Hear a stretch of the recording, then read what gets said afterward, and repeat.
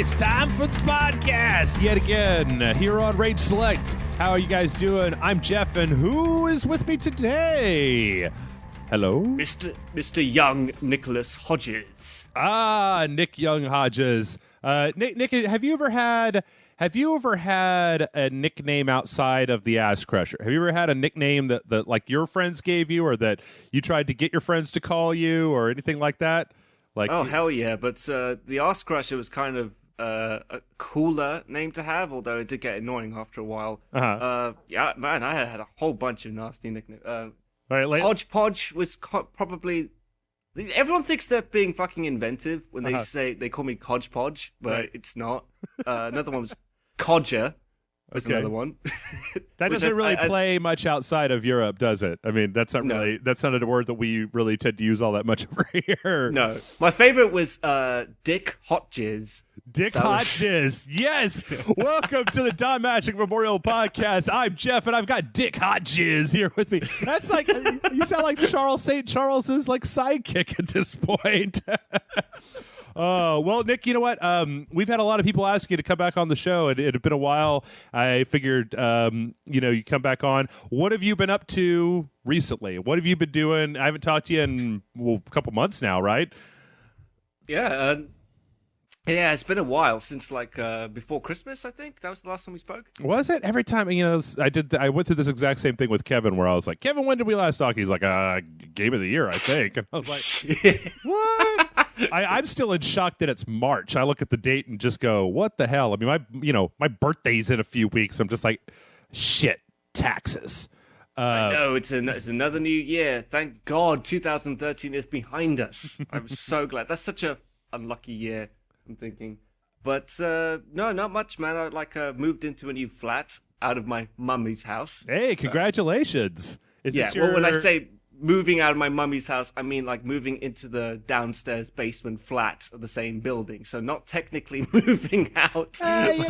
You can walk around naked now. I mean, if you feel like it. I don't know. I don't know what you do in your house by yourself. I guess you don't. That's always the first thing that everybody says when you say that you got your own place. They're like, yeah, you can walk around naked now, and I'm just like, why would I do that? I don't. It doesn't really seem super awesome. Well, have you been playing any games recently? No, just Assassin's Creed Black Flag. If we can get quite stuck into that. Right now, just trying to save money to get a PlayStation 4 because I am pretty skint right now. Mm-hmm. So, it's not like the old days where we used to get our expenses paid for buying, consoles and games. Yeah, that's true. But you know what? I would be surprised, or maybe I am surprised. Is Ground Zeroes not out over there? I mean, it is. Yeah, but I don't. I've watched the playthroughs online. Okay. And as much as I'm a huge Metal Gear Solid fan, I wouldn't consider paying 30 quid or $40 for it. I think that's like a rip-off for when it comes to what I consider to be like just a demo. Nick, you're no true Metal Gear Solid fan. Actually, come on! You say that you would. Okay, you probably already did. I would. I did. I'd do it again. No, actually, it's funny because I was thinking about this when people were saying, I wouldn't pay $30 for a glorified demo. And I was like, I would, but I'm the guy who bought the document of Metal Gear Solid 2. I probably purchased Peace Walker like 3 times on different consoles. But Peace Walker is a game. It's a full game. It's not like an hour and a half of a prologue though. Yeah,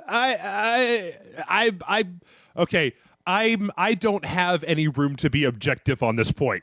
If Hideo Kojima makes it, I'm going to fucking buy it. I don't give a shit if he's charging $60 for 12 minutes of gameplay. I'll probably still buy it because I'm impartial about a lot of different things in this world. The Metal Gear franchise, I've never even fronted like I'm not just completely and totally biased and a fanboy. I get one, right, Nick? I've got to be impartial. I've got to be a game journalist. You got to try to treat properties with respect and stuff. Okay, fine, but not not Metal Gear. Okay, with me, Jeff, there's a line. If you cross it, then you won't get my admiration or fanboydom. Okay. I mean, like, I was pissed when Kane and Lynch 2 was 4 fucking hours long. Okay? So if I paid 30 quid for a game that was, like, half that. Yeah. And was if I was really taking my time, trying to be as stealthy as possible, like, not alert to anybody, that's still, like, 2 hours, probably less. Yeah, no, dude, I mean, trust me, I totally understand what you're saying. And I mean, I was joking when I say you're not a true fan. This was, I was just being a dick there. But, like, I don't know. For me, I'm gonna buy these things. I'm gonna buy them. I don't give a shit how much they're like. There's some franchises, like if they were like, hey, there's a new prologue to the new Halo game and it's $20 and it's 3 hours long, I'd be like, it doesn't seem like a very good value. But like I said, I don't have any impartiality when it comes to Metal Gear. I love that franchise. Everything but acid. Fuck acid. I don't like acid, that doesn't exist as far as you're concerned. I don't know. I mean, I played acid. I never finished it. I guess it was so different. I don't know. Anyway, so but you've been playing Assassin's Creed Black Flag. Have you been playing that on the PlayStation or the PC or? I've been playing that on the PlayStation 3, yeah. I mean, it's like obviously it's not as good as the PlayStation 4, but I still get the same kind of experience. So what do you? Yeah. I mean, just like, have you finished it yet? No, I haven't finished it. It's just like because I've got like a job now. I keep returning to it when I can. Mm-hmm. But I am definitely enjoying it. Although I do think that it's like not. It's starting to wear thin with me. The whole Assassin's Creed thing, because like I'm not getting characters that I really care about, or the plot is not exactly one that you can exactly follow. It seems kind of convoluted, if you know what I mean. Yeah, no, that was kind of the same impression that I got, was that what I said in the review that we did for it was just that, like, I'm ready for Assassin's Creed to try some new tricks, because they're still doing a lot of the same things that we had in Assassin's Creed 1 in certain cases. Some of the same type of collection missions, some of the same type of other missions. Plus, I mean, when you talk about characters, I wasn't the biggest fan in the world of what's his face? Shit, shows the impression that the game made.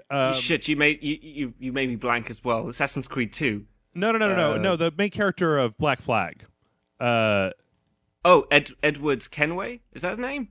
Yeah. All my mind could think of was Hatham, and I was like, it's not Hatham. It's not. Every time I open my mouth about the Assassin's Creed timeline, Nick, I always fuck it up.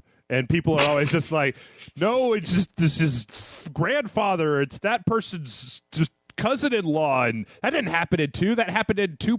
And I'm just like, oh god, yeah, all right.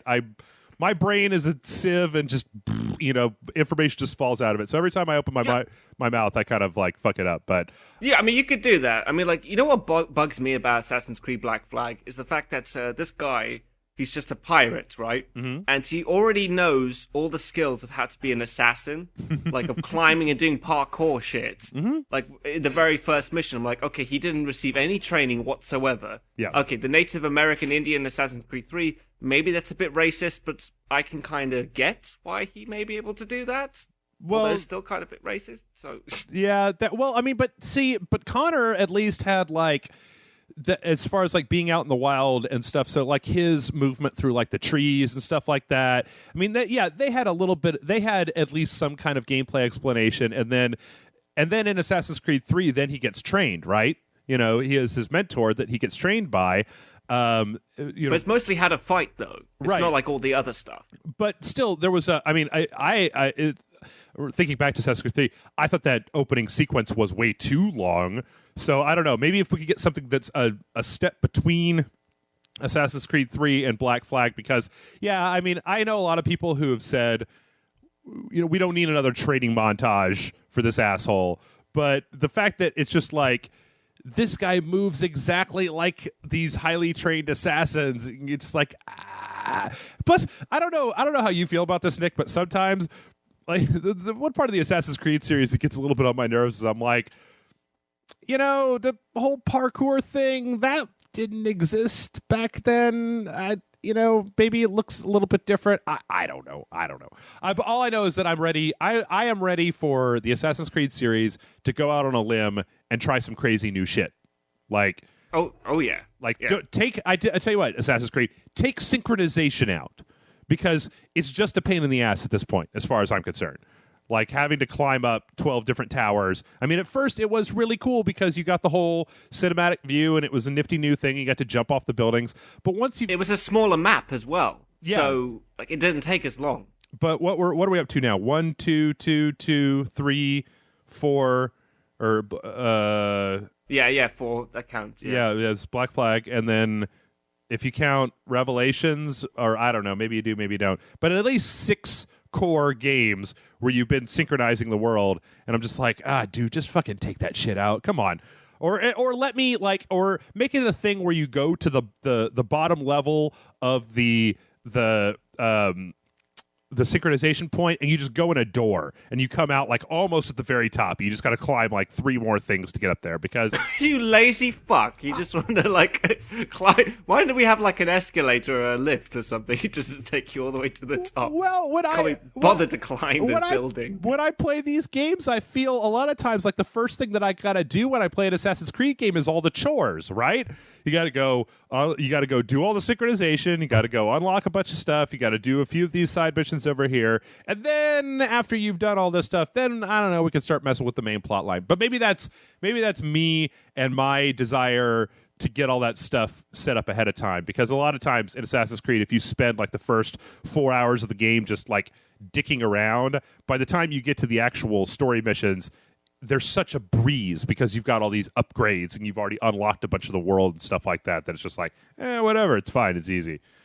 You see, that's the opposite with me. I kind of want to dig right into the story, and I find it hard to do a lot of the missions, so I have to do the whole dicking around thing, and I actually find it to be more of a pain in the arse, because like I don't know exactly which side missions to do. Yeah. Well, wouldn't it be nice then if some of that side mission stuff was cut down a little bit? Yeah, I mean, like, in Grand Theft Auto, you don't have to do any of the side missions. Yeah. You can just play the whole game through the campaign, and that's fucking brilliant for me. But in Assassin's Creed, it's actually imperative that you do the side missions if you wish to have an easy time of the campaign level.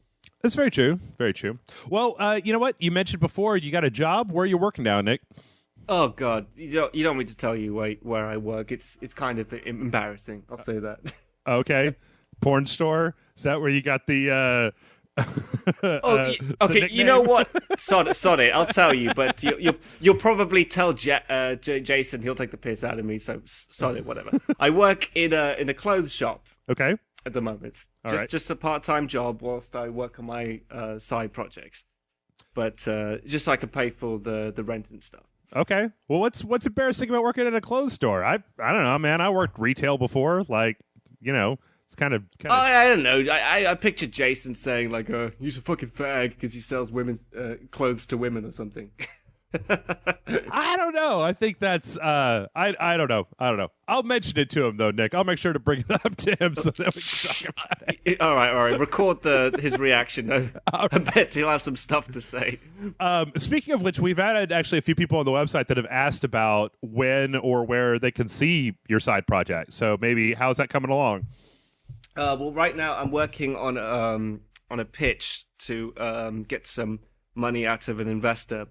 So right now I'm just like doing all the YouTube legal issues and like to kind of get the funding and stuff like that. So it's like I kind of had to go back because a partner I was working with ducked out like really late last year. Mm-hmm. So if I had to do it all over again, find a new partner to do it with. So, okay. Yeah. Okay, but it's the same project though, right? It's exactly the same project. I really think that project has got some good legs to stand on. Okay. So yeah, and no one else has done anything like it. So well, you got to let us know when it comes out because there are plenty of people on the website that definitely want to see it when it happens. Yeah. No, I definitely will. Thanks for asking. Okay. Well, I tell you what, we've got at least one gargantuan news story this week. So without further ado, we are going to jump right into the news. And our first news story, the news story that I've gotten probably about 12 or 13 emails since it came out, is Oculus VR was purchased by Facebook. They have to get their money grubby hands on everything, don't they? Facebook. Well, let's go over the specifics before we start in on the reaction, because okay, so Facebook purchased Oculus VR for $2 billion. Like, woof, I wish somebody purchased Rage Select for $2 billion. So they went, it was a combination of, they bought it with a combination of Facebook stock and just straight up cash money. There actually been, I didn't know this until I started looking into the details of this, but there had actually before this been, I think, like 3 other venture capital investments into Oculus VR to the tune of, I think it was like 2 or 3 $25 million investments, and then like one $59 million investment. So like they had, it seems like the narrative here is that they started out, they did their Kickstarter, they fulfilled their original Kickstarter, then they started selling the V1 prototypes.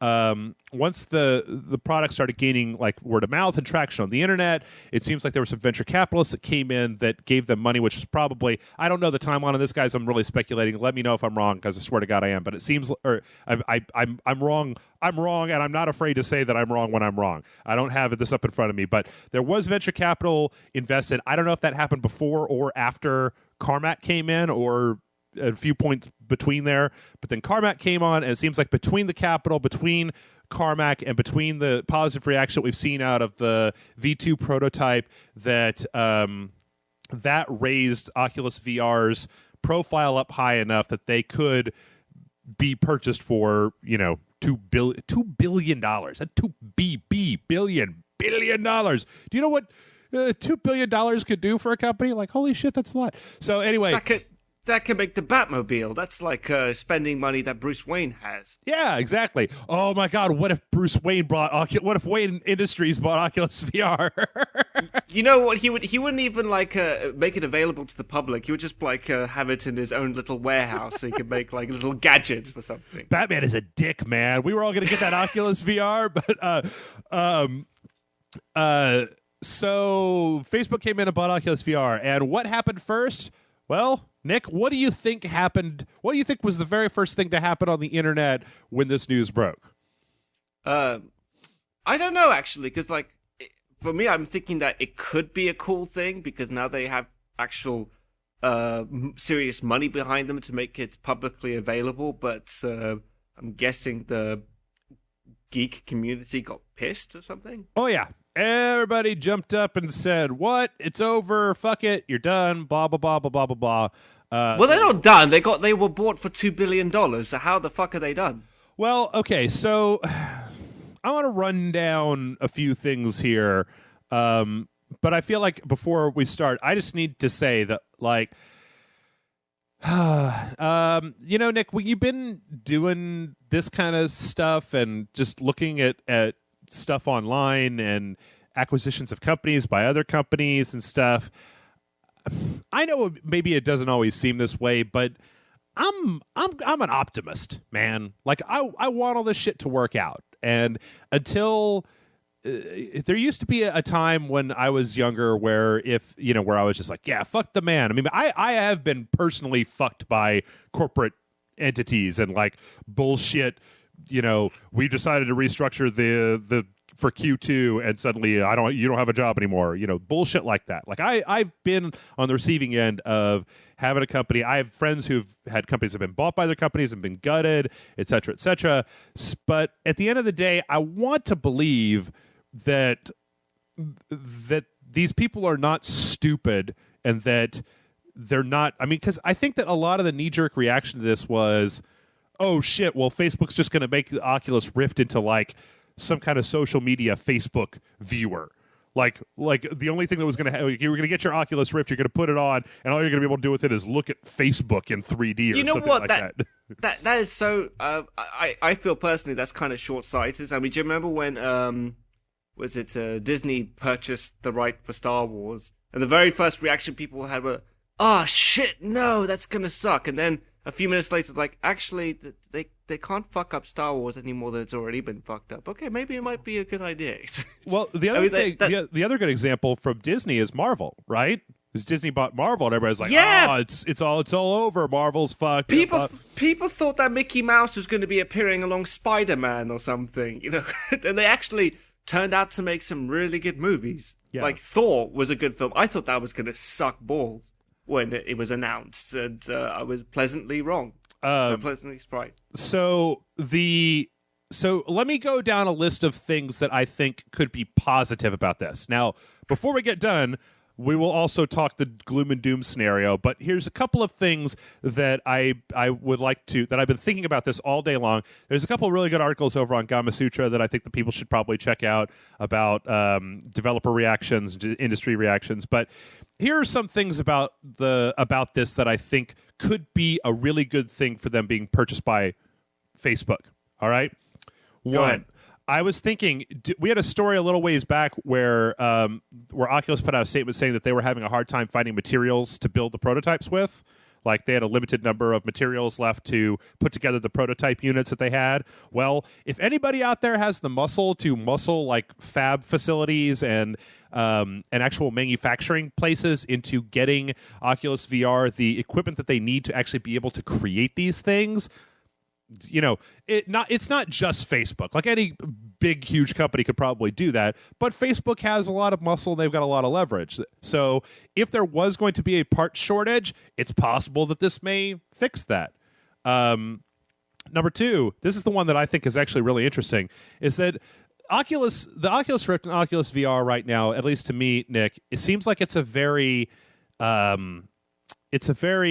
niche market. Right? I was just going to say that. It's very niche. Like, it's I know it's available right now, but it's not available as like the iPad is. Right. It's not on the common tongue of everybody. Right. It's a special, and it's an enthusiast device, right? It's people out there who are buying one. I mean, what people have right now of the Oculus Rift is a dev kit.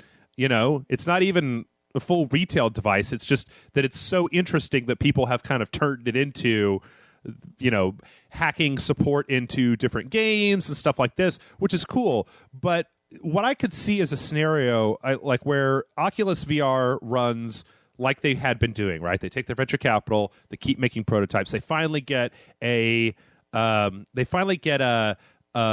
manufacturing, a shipping version of the Oculus Rift, a final version of the hardware. And they ship it, and they've got it on their website. You can go there, you can buy it for, I don't know, $250, $350, whatever, somewhere in there. You buy it, they'll ship it to you. You can get them. They're not short supply. Great. This may not be something that people want to hear, but that would probably mean that the Oculus Rift was going to take a lot longer to penetrate into video games as a whole if it went that direction.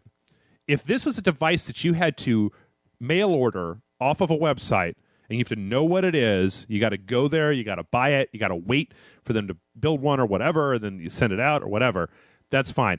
I guarantee you that if you want VR to be the future of video games, that's going to happen faster if you can go to Best Buy and buy one of these.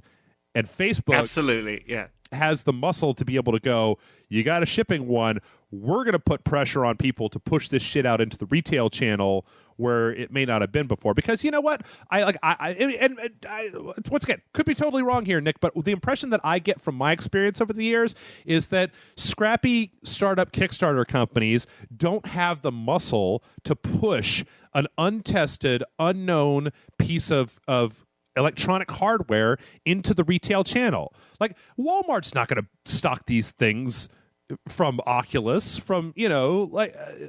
that. I mean, you need a 400-pound gorilla to be able to negotiate with this retail channel in order to actually get this stuff in a box with a picture on the front, on a shelf, at a store where a lot of people, I feel like sometimes we get tunnel vision about this, about how, we are gaming enthusiasts, so we know about this shit. We know that it's there. We keep track of the news. But there are a lot of people, and a lot of the people who spend a lot of money in the retail gaming space who don't know shit about this shit. Whereas if they went to Best Buy and they saw one, if Joe average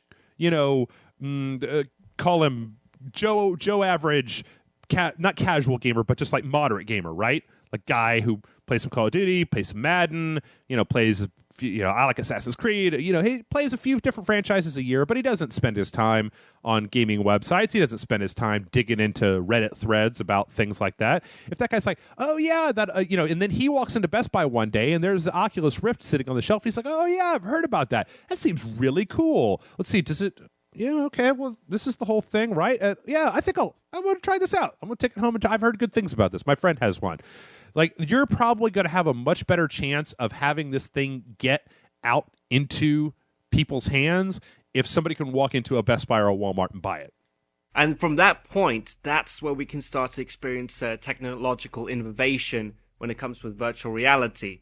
Because at the moment, it's, like you said, it's a dev kit. Yeah. Like, only technical enthusiasts, I don't know what you call them, would be buying these, and they'll be very, very small, a very small minority. Whereas getting it out into the public with the financial muscle that Facebook provides, we could start to see perhaps new, growths in the technology of virtual reality. And then, because we've been promised like bloody virtual reality since like the bloody 90s, probably even further back. Like, it'll probably go the same way as the freaking hoverboard, be waiting ages and ages, and it's never going to come out. The version the hoverboard that you want in your lifetime, where here's now, we can actually perhaps maybe have the virtual reality that we can, maybe go one day towards the Matrix simulation or something. Yeah, and it's another thing to remember about this stuff is that it's like, there has to be, like, in order for developers to have any interest in adding Oculus support or support for any VR, there has to be a certain amount of market saturation that happens. Like, EA is not going to bother putting development cycles into something like this if they're only getting 250,000 people.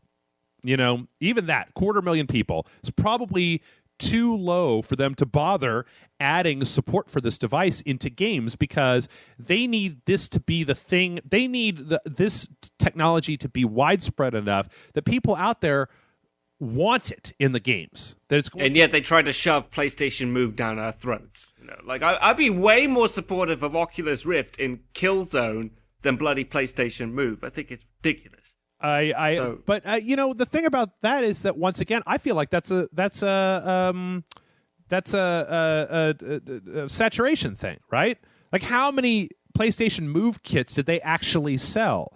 Like, if every PlayStation had a PlayStation Move with it, kind of like the Kinect on the Xbox One, if every single PlayStation 3 that was sold from the moment that the Move was announced, if every one of them had one of those Move wands in there, you probably could have had more development, because when a person, like, it's just a simple matter of, you look at it and you go, how many PlayStation Moves have been sold, right? Let's say let's be really super generous, Nick. Let's say 10%.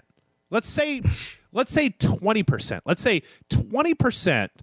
Fuck it, man. I'll go even higher than that. I'll go outlandish. Let's say 30%. Let's say 30% of all PlayStation 3 owners have a PlayStation Move, at least one wand for their PlayStation 3 and the camera, right? Yeah, do they use it, though? That's the question.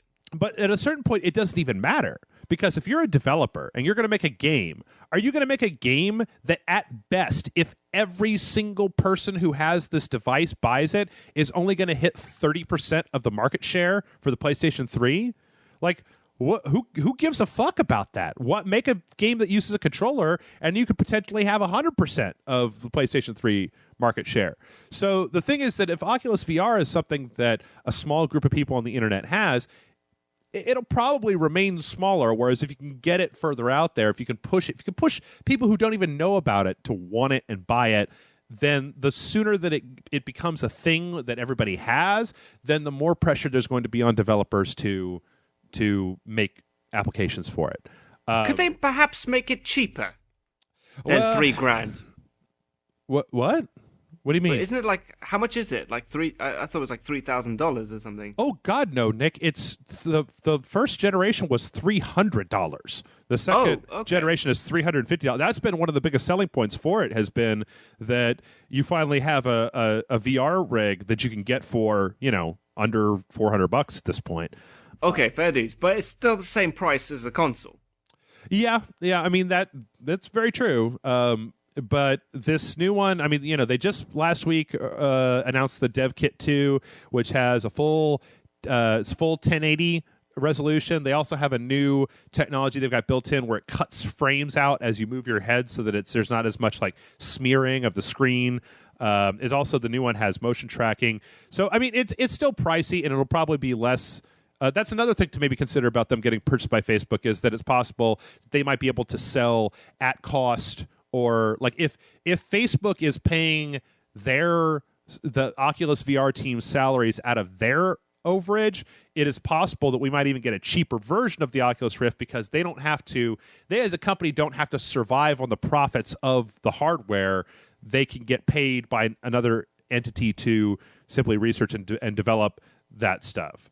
That's why I'm supporting it. However, I was just reading the article talking about how Facebook wants to use Oculus Rift for more than just gaming, like the idea that someone in a classroom could be using it, and some guy at home who's not in the classroom can watch it. But I could see someone really taking advantage of that, specifically towards porn websites. Could you imagine like the sick shit that could be on Oculus Rift? Yes, I can. So you got like some porn star wearing like a certain camera on his head, and like about 50,000 dudes at home could be like wearing it and experiencing what he's experiencing. I will pledge right now that I may watch porno with the Oculus Rift, but I'm never taking my pants off while I do it. That's just yeah. Anyway, so one more thing, and then we'll go into all the doom and gloom and bad stuff. Right. The last thing that I thought when I saw this was people were very much like saying, people seem to be really concerned about the software, about the apps that are going to be available for it. But the last thing that came to my mind was the fact that the Oculus VR, the Oculus Rift, is a piece of hardware. Right. You plug it into your PC. Right.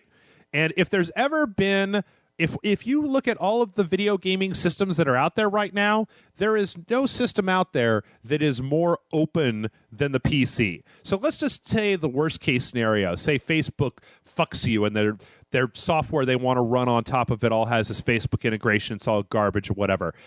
I give it like 4 hours after the release of this thing before somebody has managed to hack that shit out of there, and there is an unofficial patch for the Oculus Rift that lets you just use it as hardware. I mean, unless they try, I mean, even like look at what we've seen these days with jailbreaking phones and stuff like that. Even if they tried to add some kind of like firmware onto the device itself that's going to interface or try to give you Facebook stuff, like as long as it's on the PC, people will find a way around it. Like nobody on the PC lets hardware manufacturers tell them what they're going to do with their hardware. Like people were hooking the first generation Kinect up to the PC and just hacking the shit out of it.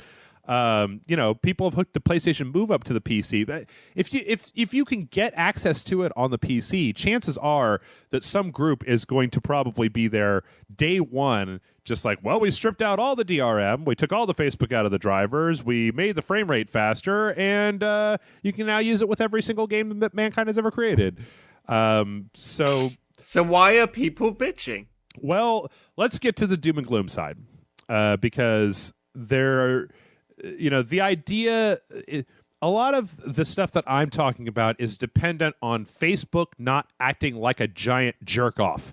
And let's be clear, Nick, Facebook, kind of a giant jerk off. They kind of, at least from what I see with friends of mine who, well, it's no secret that everybody's like, Facebook changed the news feed again. Fuck you, Facebook. Or they've got ads now that you can add in, and you can pay for ads on there. Or they sell your information to people. Fuck you, Facebook. So if Facebook like, there's two scenarios in my mind for this, and the reality probably lies somewhere in the middle. But here's your weird one. Facebook bought Oculus VR because they see that VR is going to be a thing, and they want a chunk of that. So they bought them. They're going to give them a nice little cushy space over here to do what they want to. They're going to take a bunch of the returns on it when they start selling it. They're going to promote the shit out of it on Facebook to try to push it as the next big thing. Everybody wins, right? Or they bought it so that they can interfere with it and fuck it all up, and so everybody's going to hate it. It's going to be full of integration into Facebook. It's going to be used in a bunch of really stupid ways. They're going to change the hardware so that it's tracking your data internally, or et cetera, et cetera. All these things people doom and gloom about. Yeah, I know where you're getting at. I think smaller-based companies do that, where they buy out, let's say, the competition to, make sure that they don't make any progress, and then, just let them fizzle out. Yeah. Whereas I think Facebook isn't necessarily like that. Like, if they see promise in a product, that they will, use it to probably its full potential. I mean, I know it's, doom and gloom, and it possibly could happen, but I don't think Facebook would have made its the amount of money it has today by going the pussy route of just buying out the competition. So there is no technological innovation. Yeah, I mean, I think that a lot of the other I've seen a lot of people online making the argument of saying that, like, Facebook is not a technology group. They are not like Google. They are not they don't create tech. And so I think the idea there that people have is that by buying this very tech-oriented company, that their inexperience with that is going to essentially ruin the Oculus Rift, because they're going to try to force non-tech ideas about how to run a company onto Oculus until they've just totally fucked it up.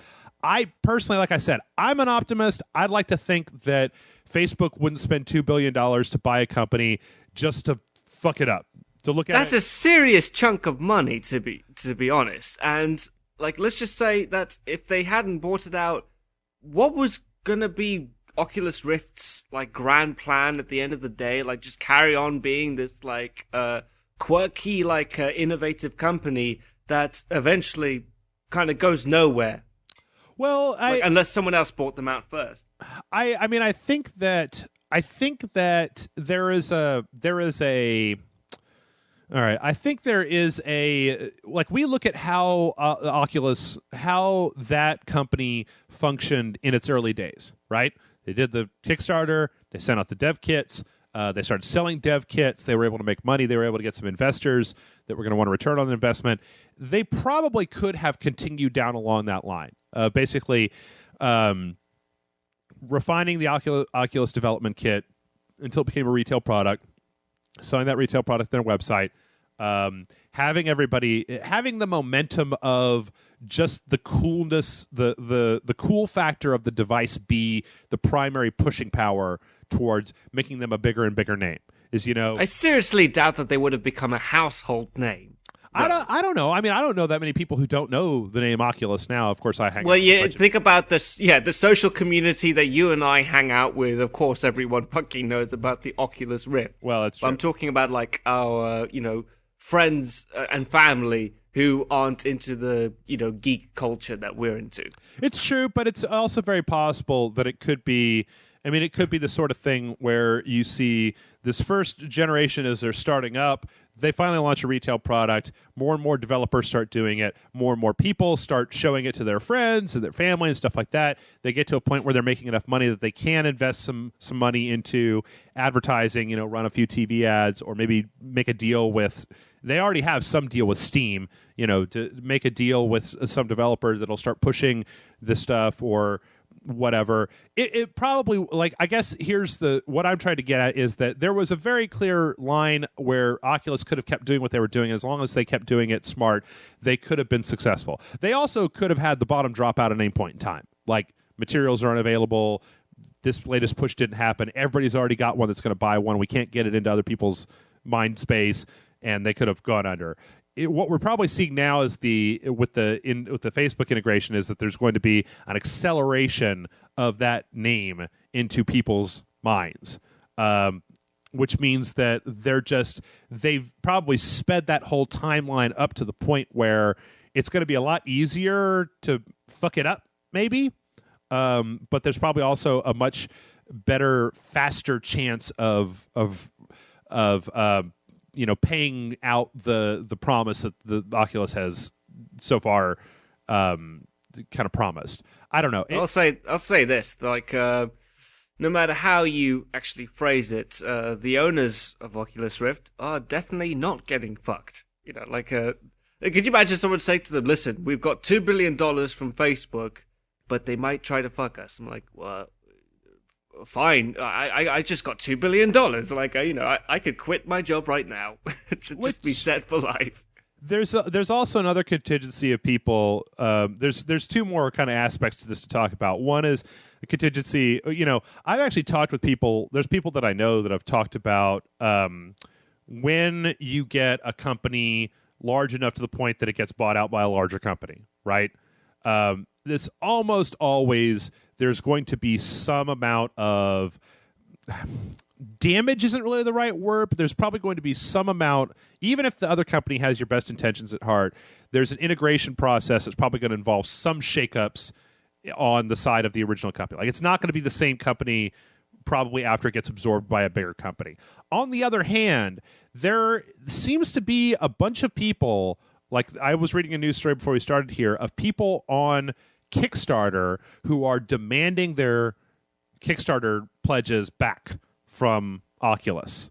And I think that's fucking ridiculous because Oculus started up. Kickstarter is not, those are not shares of stock in a company. That is not what Kickstarter is. You do not own the company. You cannot tell them what to do. You got, the people that pledged, the people that pledged enough to get the dev kits, they got their dev kit. They weren't shortchanged. They got what they were promised by the Kickstarter campaign. These are just donations, to be perfectly honest. And Oculus Rift delivered on that promise of what they were going to make. Yeah, and I feel like I've seen some, like I was over at the Oculus subreddit. Oh my God, man. It's, some guy over there posted something that was along the lines of like, my dream has died. I'm like, oh, Nancy Drama Queen, rein it in a little bit for fuck's sake. Like, come on. My dream has died. Like, that's the other thing that I think that people aren't really taking into account is that with Oculus, if they've done nothing else, the genie is out of the bottle. Last week we had Project Morpheus for the PlayStation, their VR headset that they're developing. And if Oculus fucks this shit up, there's probably at least 4 or 5 other companies that'll be like, yeah, man, well, we know now that because as soon as they release their dev kit, like people can, like competitors can buy their dev kit. They can try look at it, reverse engineer it, take some of the ideas that they've had, and probably try to make their own thing. Like somebody in one of the comment sections I was reading was saying, like, I hope that Facebook doesn't try to take the patents for the Oculus VR and then just lock everybody out of trying to make virtual reality. I don't think that's possible at this point. Especially if they start getting traction with virtual reality, that somebody else could just as well step in and basically take the whole market away from them if they're stupid about it. Like if they keep dragging their feet and they're shitty about it and they're going to think it's all full of Facebook bullshit, well, what's to say that Samsung doesn't step in the year after the Rift final releases or 6 months after that and go, hey guys, we got one that's $100 cheaper and it doesn't have any of that Facebook bullshit. Who wants one of these? Everybody be like, oh, ooh, yeah, over here, yes. It's kind of inevitable that someone was going to buy out Oculus Rift. And at least with Facebook, it's someone with the financial muscle to actually see it through. I still don't think that there's anything really negative about this. There might be some company shakeups, of course. But, competitive innovation has always been good, in terms of technology. So, like, I would consider being possibly excited about where virtual reality can take us in the future. I probably would have rather seen them purchased by a company that had more technology expertise. Oh, like EA, right? No. Somebody that makes... EA would fuck him. You'd have to say. No. Have to be honest with that. Somebody that makes hardware, not an entertainment company, not a media company, but somebody that makes hardware, like I mean, okay, this is a shitty example, but like Microsoft has experience creating. I mean, Microsoft, the Xbox One, there's problems there, but some company or fuck. I mean, like I said, Samsung. What if one of the arms of Samsung was to acquire Oculus? But the double-edged sword here that I think that people aren't seeing as much is the more that people purchased the Oculus Rift and the more that people talked about the Oculus Rift and the more popular the underground community made the Oculus Rift, the more they were increasing the chance that exactly this was going to happen. Somebody was going to buy them out. Somebody was going to make them an offer they couldn't refuse because the tech community has embraced this thing and they are excited about it. And whenever you can get a group of people who, especially when you look at the enthusiast crowd who have a lot of money to spare, people that'll buy consoles and computers and all kinds of interesting hardware, people that have money that they're going to spend, that are excited about a segment of the market that has not been yet tapped. Because what are you going to buy if you don't buy an Oculus Rift right now? Nothing. There's not much out there outside of that for VR, and it's the most widely supported thing at the moment, which has been made by the grassroots campaign that the people who are now upset are part of. The more that you put into this object, you're just making it look more and more valuable to companies on the outside that want to come in. They want a piece of this market share. So yeah, I mean, it was probably going to happen.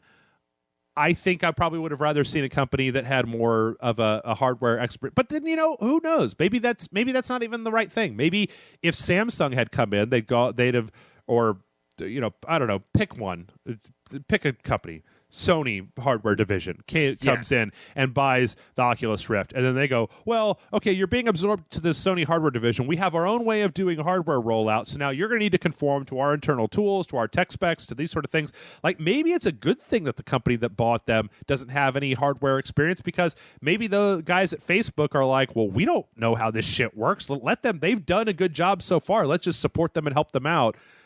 So I don't. That's what I'm saying. It's like having like a tech savvy company buying them out.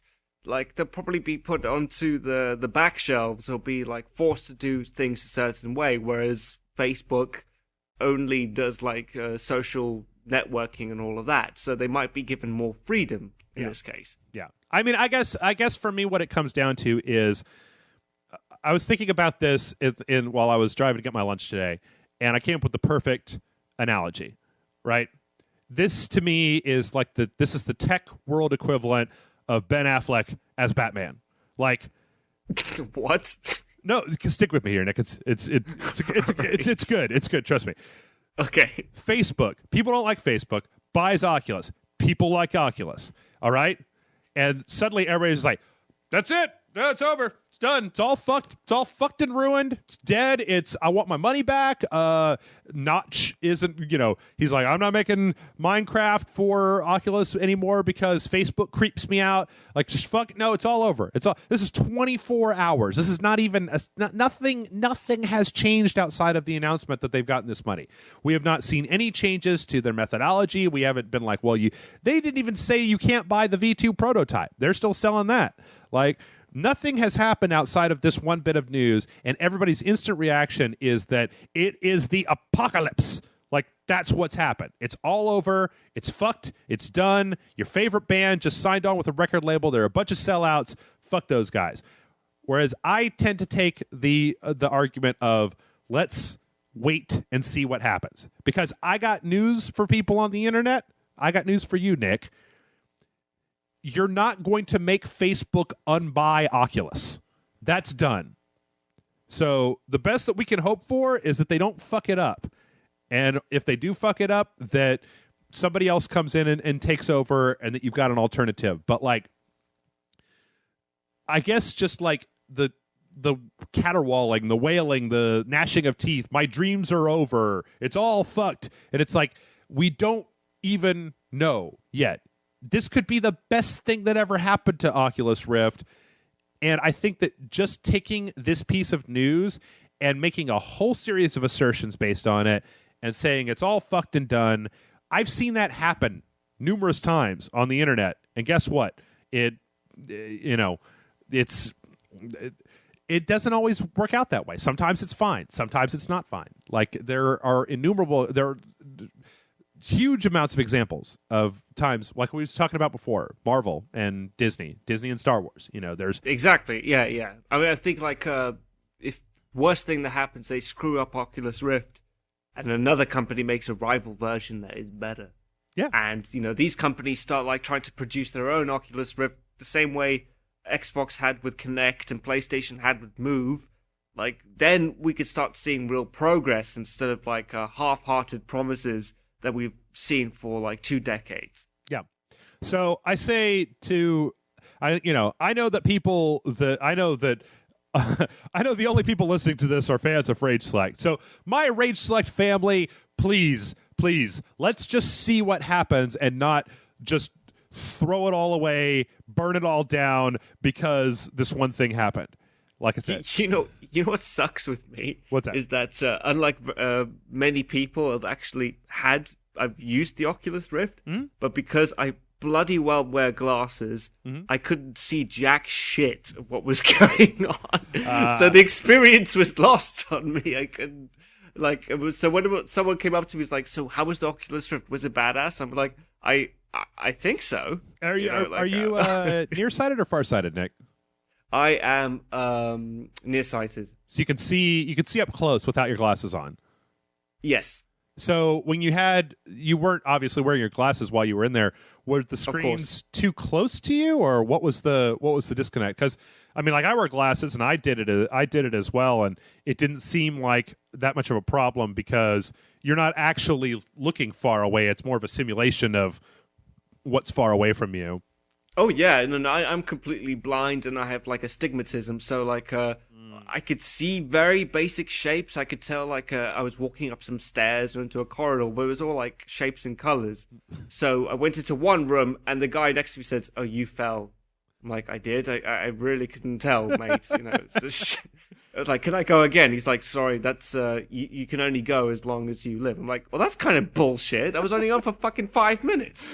Oh man. Well, you know what? If you make it back over here, Jason finally gave me permission to buy the V2 dev kit, so I'm going to buy one of those. We're going to get it in July. You didn't really need that much convincing to buy the bloody V2 kit, right?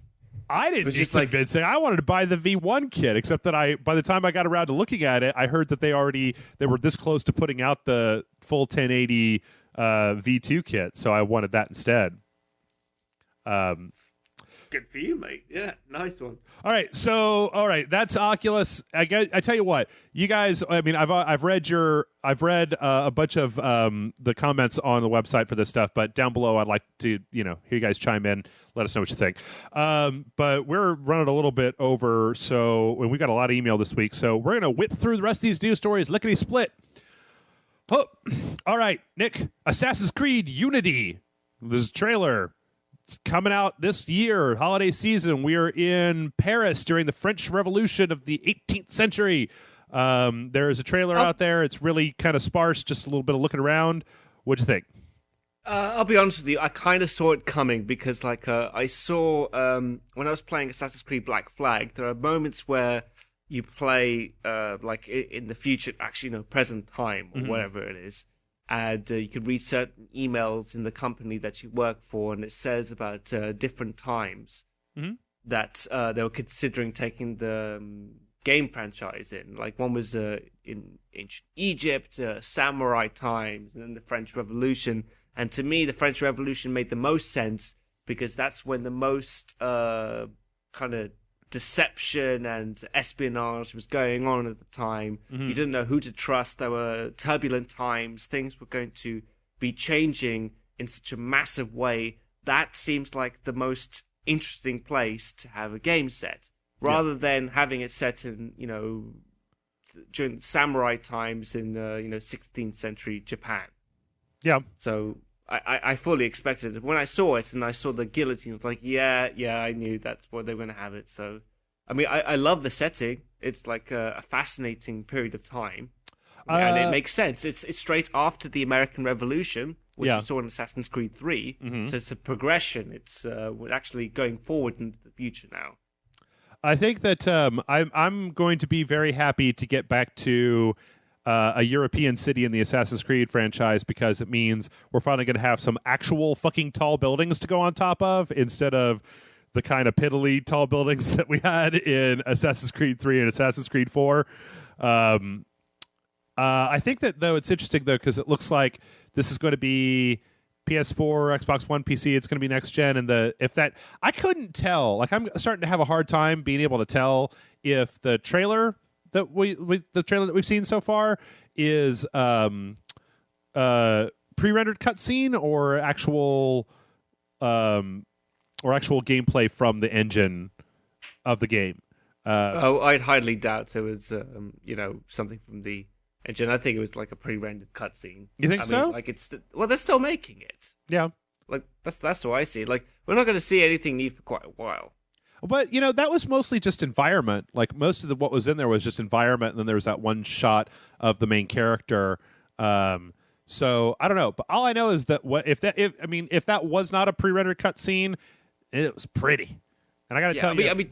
Oh, go ahead. True. But do you remember when Assassin's Creed 3, we had the first trailer for it, and it was just of an assassin in the woods stalking some British dudes in the snow, and that sequence of events, or like the footage, was never shown in the actual, game, and you were actually doing some stuff like that you can't do in the actual game. That was just like the idea, the essence of the game. So I'm thinking that maybe this might be the same thing. Maybe so. I do know that, having played Assassin's Creed 4 on the PS4, and then I just dug into, between that, Second Son, infamous Second Son, and playing Ground Zeroes, like, ooh, buddy. Some of the, especially in Second Son, the gameplay in Second Son so far has been kind of like meh, but the particle effects and the lighting effects and the water effects and stuff like that are to a point where, I don't know if there's been any statement about whether that footage was in engine or a cutscene or was pre-rendered, but it's not outside of the realm of possibility that could be in-engine footage, and if it is, it was really, really pretty. I do like, I didn't even actually think about it where you were talking about having it set in that time period about all the kind of intrigue and mystery. It does make a good, nice, chaotic time where an assassin could walk around there without... Because I feel like the further down the timeline of Assassin's Creed you go, the more and more ludicrous it starts to get to have a dude with 16 swords and a bunch of pistols just walking down the street. Like, during this time period, like, there were lots of aristocrats that were, disappearing and getting murdered, and it was like a really gruesome time. Like, the French called it I think it was like the Reign of Terror, and like the peasants were doing some really nasty things to the aristocrats and to the soldiers. They would like be cutting off their ears and legs and genitals and stuff like that. Like, there was massacres everywhere. So it, like you said, very chaotic. So it'd be a perfect setting to have an Assassin's Creed game where you can kill some pompous French aristocrats or whatever who are really evil or whatever. Yeah, I wonder where we're going to go as far as plot goes, because I was with you in Assassin's Creed 4 that I wasn't the biggest fan of the main character. So I'm hoping, it would be really cool if we got essentially the French version of, like, a lot of, Nick, when you talk about Assassin's Creed, a lot of people are just like, you just want to play Ezio again. And I'm like, yeah, I really, really do. I like Ezio a lot. He's like, well, why don't you just, we don't want to just make the Native American version of Ezio. And I'm like, why not? Why not? I would like to play the French version of Ezio during the French Revolution. Just some kind of like, like... you want to like Jacques Cousteau or something, someone like charismatic who, who's actually interesting to watch on screen and to see his dilemmas and see his growth as a character. I was thinking of Pepe Le Pew personally, but Pepe Le Pew. All right. I'd actually rather prefer that than Bloody Connor in Assassin's Creed 3. All right, our next story comes in. It seems like we're all pretty much on the same page that Far Cry 4 is going to be coming out or is at least in development. We're probably going to see it at E3, and there is a sighting, kind of a rumor out there that the Far Cry 4 is going to take place in the Himalayas, like taking a break from the jungles and going more into the mountains. And I mostly bring this up, Nick, because it says that we're probably going to get to ride elephants this time. And I'm like, oh, I so want to ride an elephant and have like a minigun and shoot shark. Well, there probably won't be any sharks. Bears. Shoot bears with a minigun from the back of an elephant. God, I love Far Cry. I can't wait for this. I would love to be in that meeting. Like, someone would say, like, we need to have something new no one's ever done before. Right. I got it. We ride elephants. Yep. Like, dude, I want to hear about your time in Thailand, okay? Like, no one wants to fucking ride elephants in Far Cry. No, hear me out. It's cool. It's cool. It's gonna be cool, man. It's gonna be cool. I mean, I always get to say this. Like, I don't ever get tired of reiterating this fact. In Far Cry 3, I shot a shark with a rocket launcher. It was badass. I was like, ugh. So, dude, I set a bear on fire. Okay, I mean that's pretty cool. But like, I don't know what do you be doing with an elephant in the Himalayas? I don't know.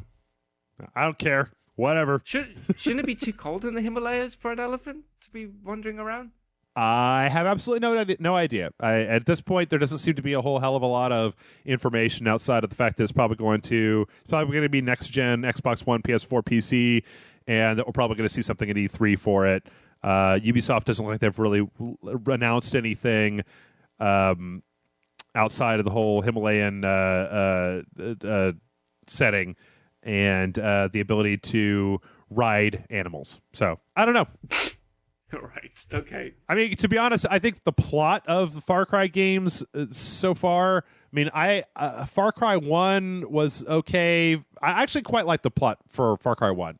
The old genetic stuff, and it takes a weird monster turn halfway through. Far Cry 2, I didn't like Far Cry 2. It was a piece of shit. That was a piece of shit game. I hated it. Far Cry 3, I got to tell you that the gameplay was compelling, and I liked it, but some of the, like, you're turning into a master warrior, bro, thing was like, I mean, I thought the main character was kind of a dick, but... yeah, I agree with you on that, but... let's be honest, like, how many of us actually go on these really exotic holidays where we're skydiving and stuff? Fratty douchebags do that all the time, so completely buy why your characters like that. And we all were interested in it just because of Vars. So I was hoping that, Vars maybe survived Far Cry 3 and he might be in Far Cry 4, but the fact that he says has riding elephants in it in the Himalayas suggests that he did not. I don't know. I guess one of the things about Far Cry is that the games have all had such different plot lines to them that as long as they keep the core gameplay the same, I feel like they have like a 50-50 chance of fucking it up or not fucking it up. Like, because if the story is just completely disconnected from all the rest of the Far Cry things, it's like they don't have to worry about sticking to the mythology of Far Cry 3. They don't have to worry about being dragged down by having to write a sequel to somebody else's story or anything like that. They just, fuck it, do whatever. There's a bunch of crazy assholes. They live in the Himalayas. Let's get on a mountain, shoot them with a machine gun. Woo! And maybe this time around you're just a crazy guy who lives in the mountains who's got to kick the other crazy people off your land. I don't know. I'm going to cut this next story, but I'll just read it real fast. Yu Suzuki is researching but not committed to Shenmue 3 Kickstarter. There was at a GDC last week. There was a few Shenmue or Shenmue. I don't know. You guys tell me how to say it. I don't know. Rumors coming up, and it doesn't look like it's happening, but it looks like Suzuki is looking at the possibility of starting a Kickstarter for that. Who knows? I didn't. Nick, did you play any of the Shenmue games? No, unfortunately. Okay. Yeah, I didn't have a Dreamcast. I always wanted to play it, and I tried to get a Dreamcast just to play the original, but I never got a chance to. And then by the time I got around to it, I just didn't. I never got a chance. So, and last but not least, in a very, very bittersweet story, and this is just kind of a side note. Bulletstorm got taken off Steam this week, and the likely culprit is that the discontinuation of Games for Windows Live on July 1st is going to essentially make the game unplayable. Now, fortunately, I'm pretty sure March, April, May, June, July. We'll be done with our sequential Saturday playthrough of Bulletstorm on by that time. But I think that it raises an interesting question of if the discontinuation of games from Windows Live means that my copy of Bulletstorm on Steam is going to be unplayable from now on. Well, dude, just fuck that, man. Like, I mean, there aren't a lot of social hooks or multiplayer or anything. Like, I don't mind if the multiplayer for Bulletstorm stops working, but I would hate to not be able to play the single-player version of Bulletstorm because Games for Windows Live doesn't work. Like, that's just... you guys got to figure something out. Like, just put out a patch or put out something so that Games for Windows Live just always returns as who gives a fuck, I don't care, you're online, whatever. Anyway. Yeah, no, I totally agree with you on that. I mean, like, I never actually got the chance to play Bulletstorm. I think so good. You were reviewing it at the time. I got to review a piece of shit game instead, which I can't remember what it was now, but I remember being very angry at you with at the time.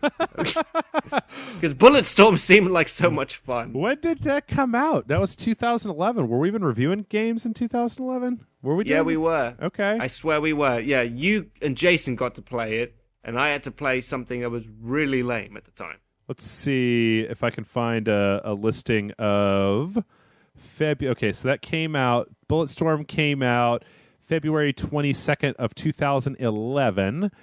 February. Okay, that's events, game releases. All right, February 12th. Bulletstorm. Was it Killzone 3? No, it wasn't Killzone 3. I love Killzone 3. It was a really crappy game. Hardcore Uprising, Marvel vs. Capcom 3. That's back. Maybe it was that. That's back when I was still writing reviews. Bionic Commando, Rearm 2, Magica, Mindcheck. Boy, that was a month after Magica. It might have been. No, it might have been Magica. We never did a formal review for Magica. And Magica isn't a bad game. Magica is a cool game. I didn't like Magica at the time. It may have been that. I can't remember, but yeah. Oh well. No folks, we're going to take a break here. Looks like we're going long. You and I we're going to go, that's not a euphemism. Bloody Oculus Rift discussion. I know. All right, well, we're going to take a break, but when we come back, we've got a bunch of questions from you guys to answer. You know what? I need to get in the habit of start saying guys and gals, because according to my metrics, there's at least a big chunk of you that are ladies, so I don't want to start discounting you ladies out there. So I'm going to start saying you folks, y'all, or ladies and gentlemen from now on. So we are going to read emails from you, ladies and gentlemen, when we come back in just a moment.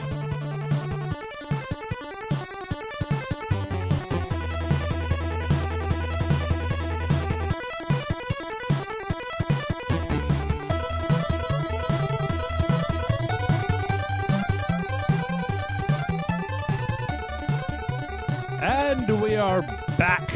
We are back here on Rage Select on the Don Matrick Memorial Podcast. I don't know if I actually pulled it up as one of our questions, but somebody sent in a question, Nick, saying that you guys, that's our informal name for this is the Don Matrick Memorial Podcast, because for a while there, it seemed like every news story was Don Matrick from Xbox or from Microsoft saying something. So it was like, what are you guys going to do if he dies? Well, you guys call it that. I was like, well, I guess then it really will be the Don Matrick Memorial Podcast. It's a little Malden maybe, but I don't know. It's just a joke. It's just a joke. So but without further ado, let's get back. Let's answer some questions from you guys and gals. mail@rageselect.com is the email address if you want to send your questions in, and we've got a whole bunch from this week. So let's not stand on ceremony. First one comes in from Grant, and Grant says, "Hey, Jeff and Nick, I think this is my first time writing into Rage Select, but I wrote you back on the old podcast. You guys answered a couple questions of mine then. It was pretty awesome. Oh, and I give you guys money every month. Just thought I'd put that out there. Oh, okay. Is that how it is now? You should treat this guy with respect. Yes. Anyway, on last week's podcast, Jeff made a reference to the disappearance of middleware titles on current generation consoles. where almost everything is now either AAA or indie. Though there was certainly a glut of bad titles in the previous console generations, part of me misses the excitement of discovering a game that was derivative yet awesome, or barring that, totally weird and different. My question is, what obscure middleware titles of the previous generations do you love? Any generation or console will do, SNES, N64, PS2, etc.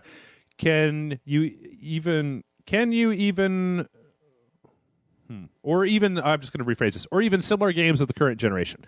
Quick example, I remember a PS2 Japanese flight combat game called Sky Gunner that had pretty bad slowdown problems, but really cool, cute, Ghibli-esque art direction, including animated cutscenes, and was a fun game in its own right.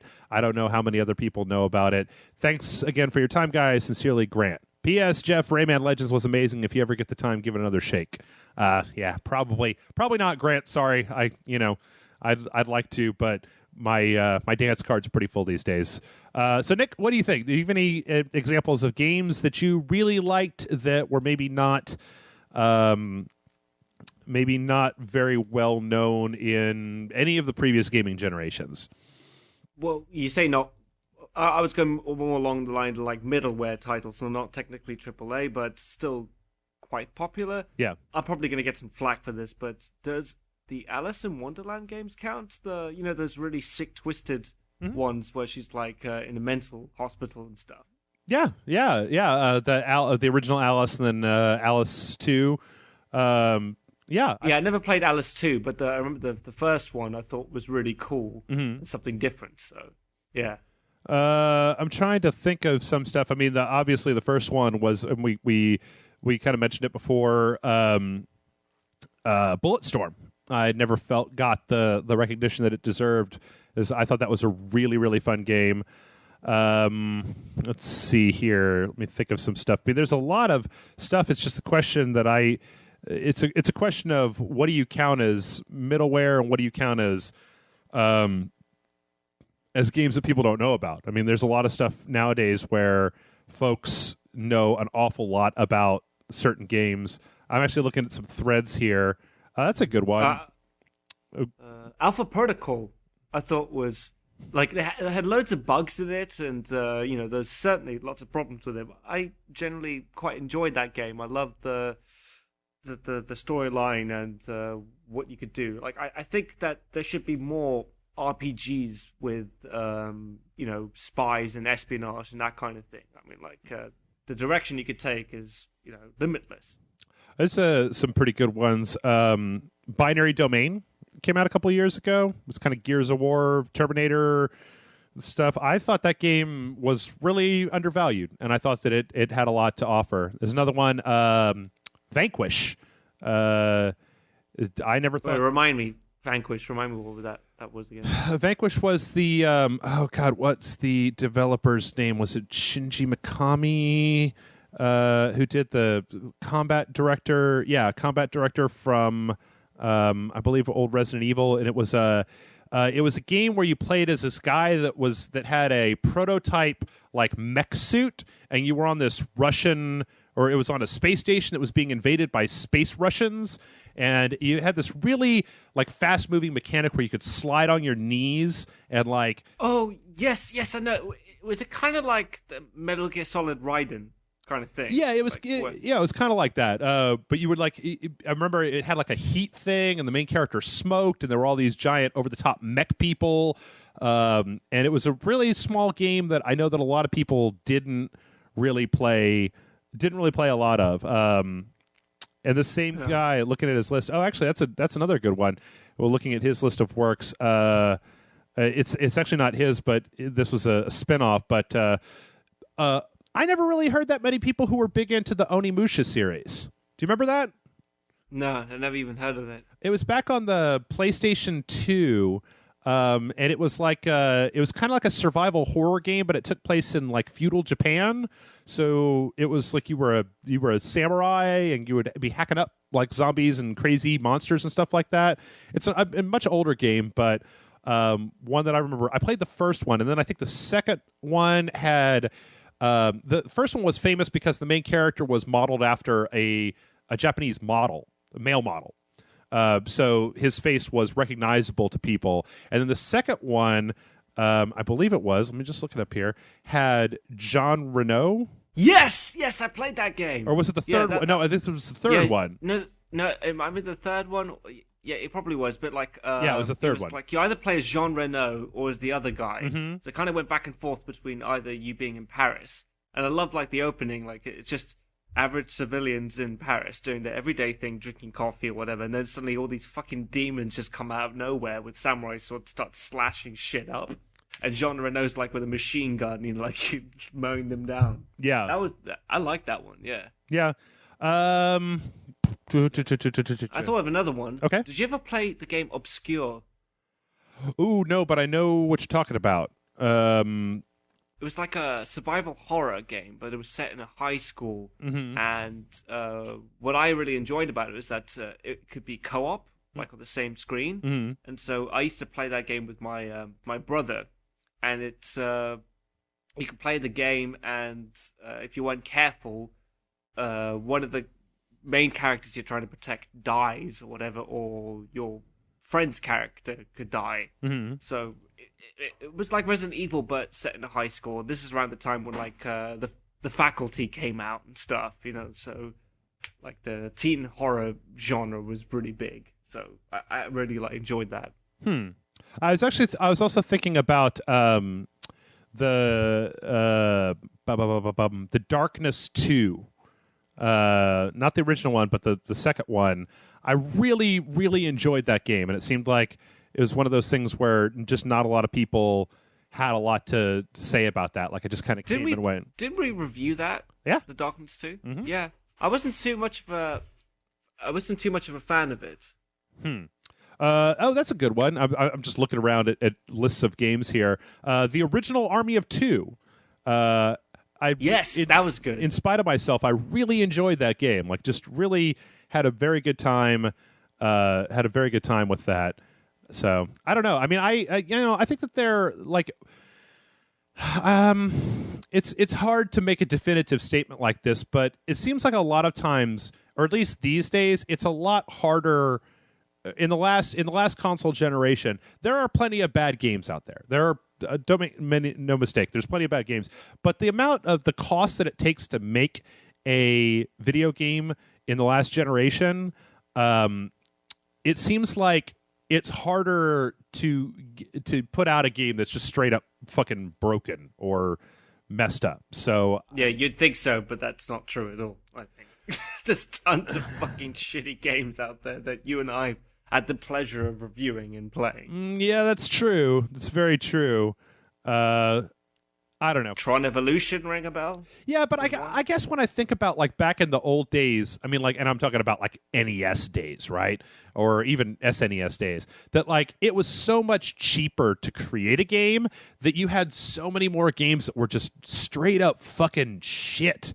You know, that it was harder. Like if you were to spend your time in gaming just doing nothing but looking at like the Metacritic scores for games and playing every game that was say 70% or higher on Metacritic, it would be much easier, I feel like, these days to keep above 70%. So you're having games that aren't broken, that aren't really super fucked up. I just feel like it's easier. And maybe it's because I'm so far into games these days that I can look at a game and know, like, well, that's going to be good, that's going to be shit, that's going to be good, that's going to be shit, just from looking at it. But I don't know. Okay, I'll give you that. But then again, around those days, we were kind of used to playing shitty games. Yeah, maybe a little bit. Maybe a little bit. Yeah. So, like, our expectations weren't exactly high. So when we got a good game, it was like a genuine nice surprise. And we just played that one again and again. But for the most part, a lot of them were very derivative and repetitive. Ooh, wait, I thought of another one. Singularity. Singularity was awesome, and not many people played it.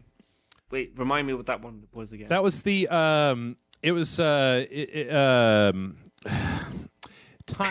it was a time manipulation game where you went to like this old Russian like research facility, and it was kind of like BioShock a little bit, where you had this gauntlet where you could create like bubbles of time where time was like super slowed down, or you could speed up time to kill somebody, and you would flip back and forth between like when this facility was doing this research on this element that could affect time, or like way later in the future where everything was all broken down and the place had been gutted.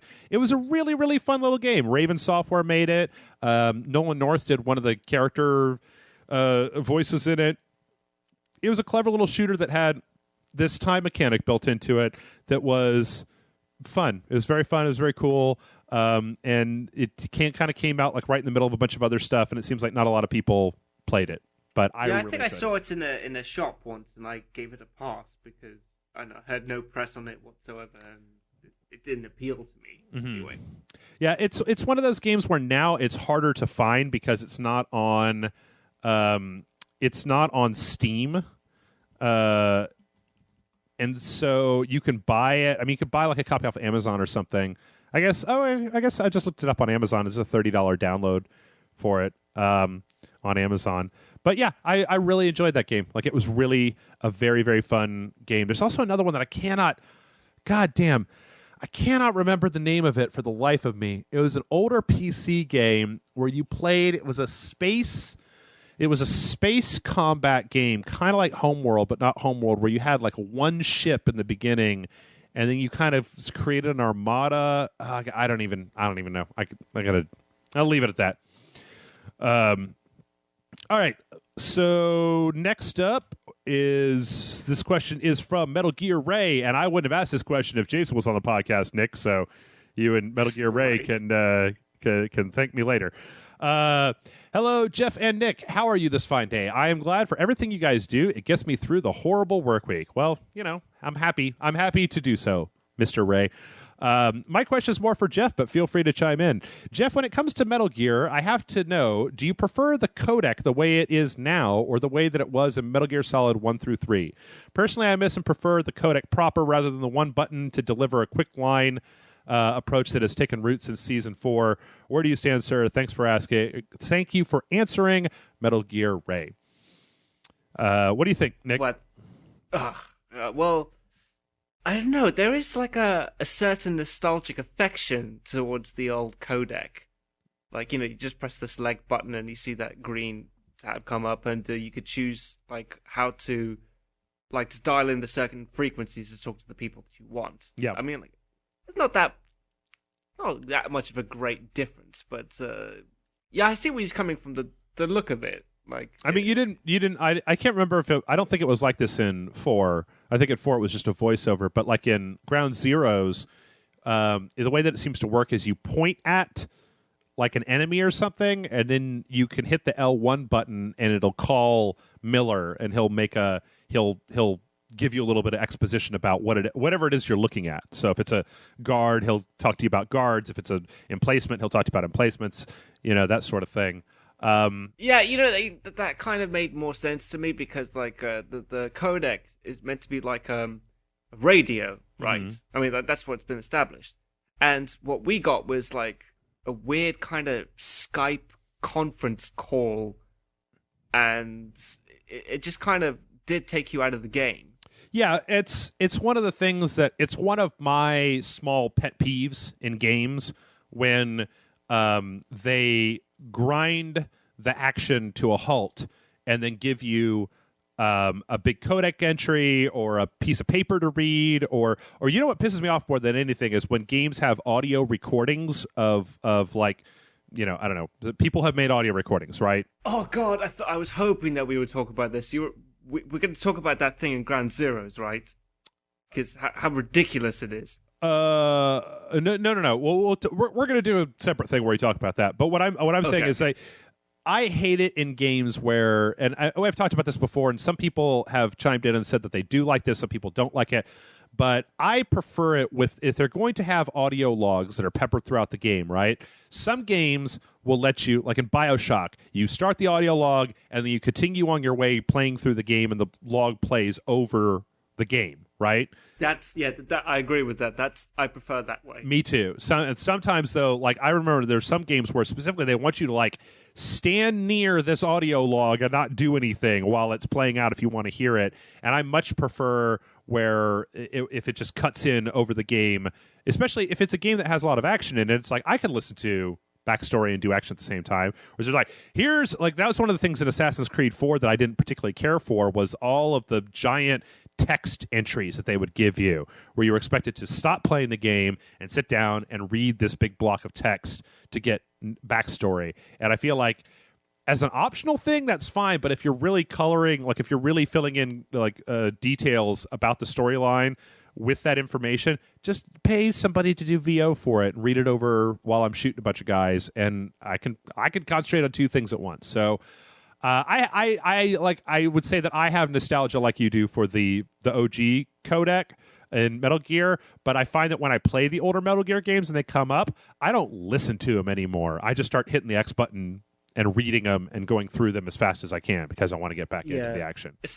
Especially during Metal Gear Solid 2 when I think it's your wife who's calling and she's bitching about how you don't spend enough time with her while you're on a top secret mission. I think that's it kind of compromises your safety at that point, but she doesn't give a shit. Do you remember what day it is, Jack?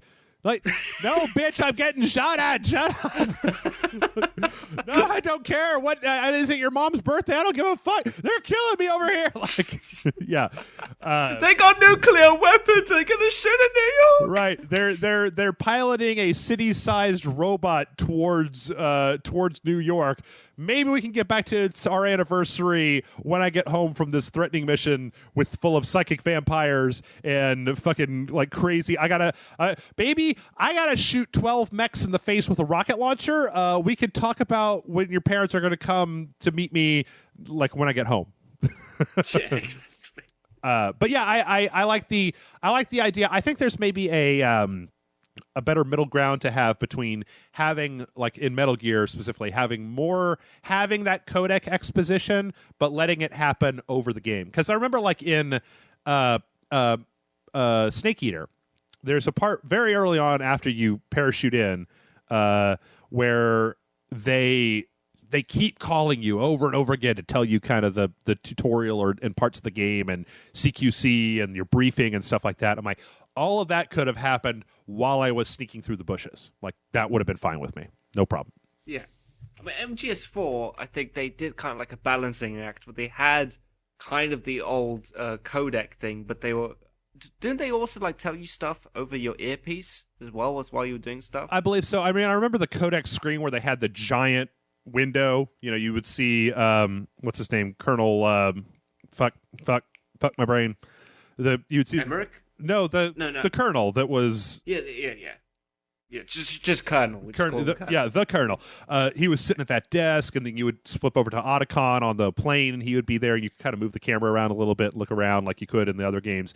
But to me, it's more of a matter of pacing than anything else. Like, I don't like it when the game has a good momentum going and then grinds it to a halt to stop and do exposition. I don't like that in movies. I don't like it when characters in movies stop to do a big info dump to somebody else for the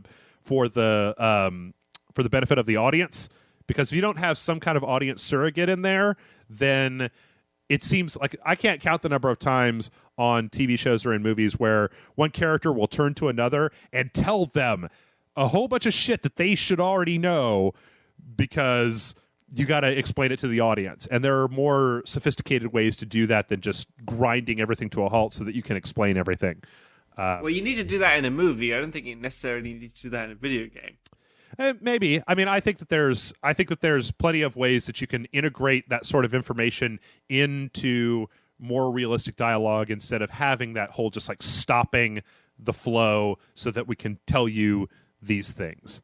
But anyway, it's neither here nor there. So our next question comes in from Angie, and Angie says, "Dear Jeff and Nick, once again, howdy, hope all is well in the raging corner of the country.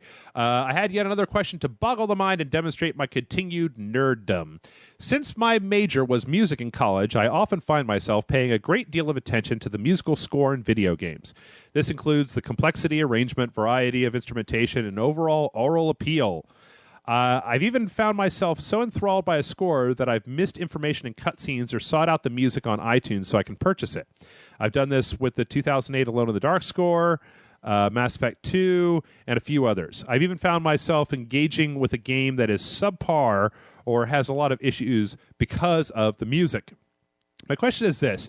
Have you ever encountered a game that is not up to your standards, but some aspect, visuals, musical score, innovation, unique take on gameplay, has convinced you to keep playing it, even though in your head you are saying, this is a really terrible game, but that music / those visuals, etc. I know your job requires you to play terrible games, and you seem to do a good job paying attention to aspects other than the gameplay.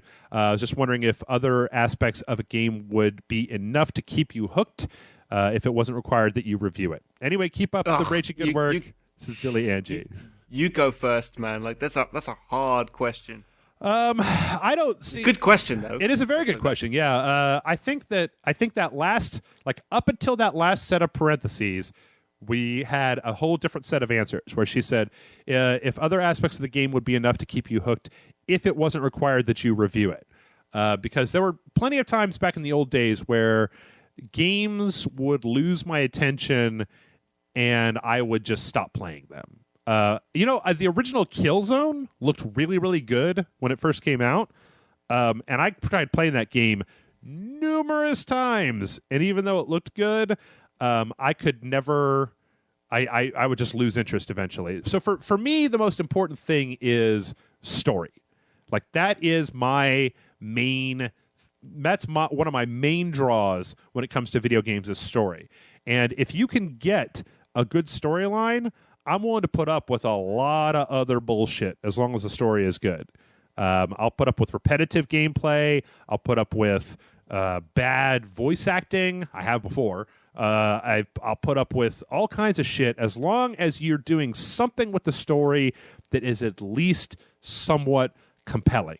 But if your story is garbage, that will lose me faster. I mean, obviously there are video games out there that have a different focus, right? Games that are more gameplay focused, like fighting games or driving games or things like that, where the story is not the big hook. But I'm more willing to give games a pass on a lot of other things if they have some kind of compelling storyline that I can hook onto.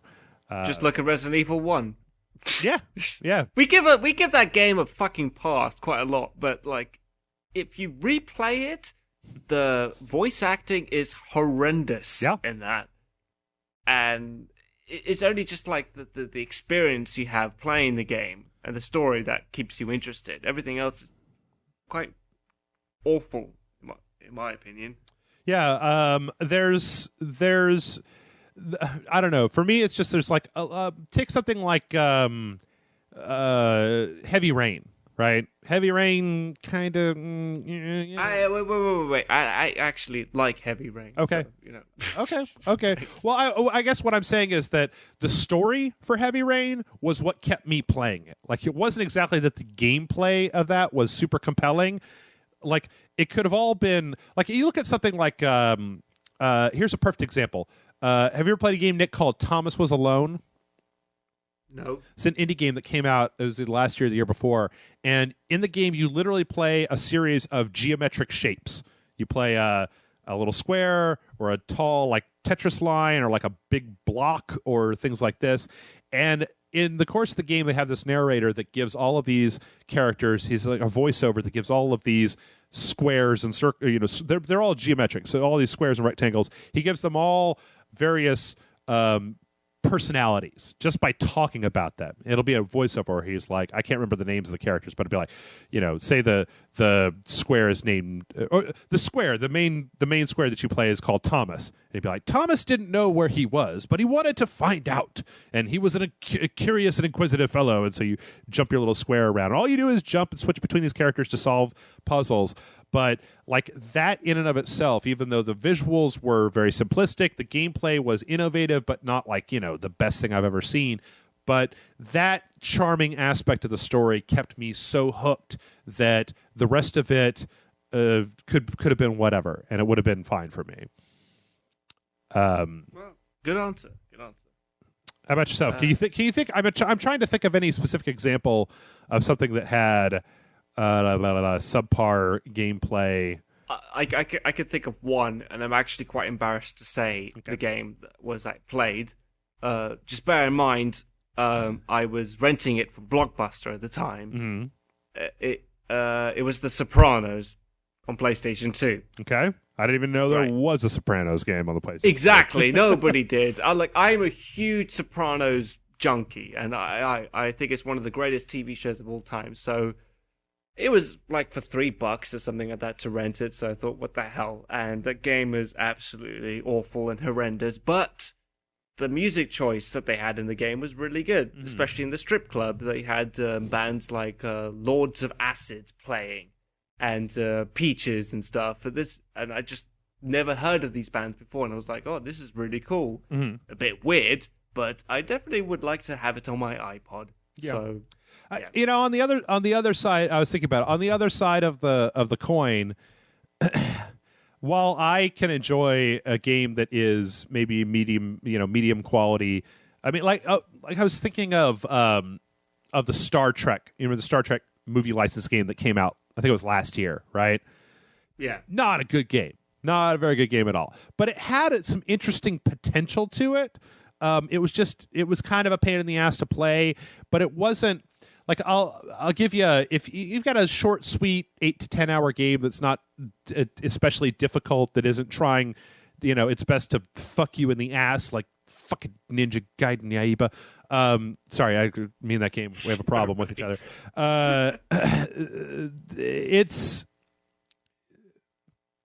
It's not especially long. It's not especially hard. It's got some interesting elements to it that you could kind of see the potential. Or, you know what? Like, remember when we were talking about it, the Walking Dead Survival Instinct. I'm not going to say that was a good game, but there were parts of that game that I did enjoy. It wasn't like, I realized that's not a good game, but there were some parts of it, like adding the stealth aspect into it. There were some times in the game where you could kind of forget and have a relatively decent time in spite of the fact that the game itself as a whole was pretty shitty. I don't know. There's...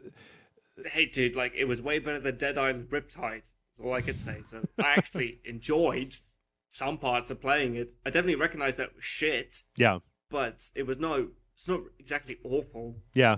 But you know what? I honestly think that there's that for most people, though, there's no reason that you should have to put up with medium tier bullshit video games.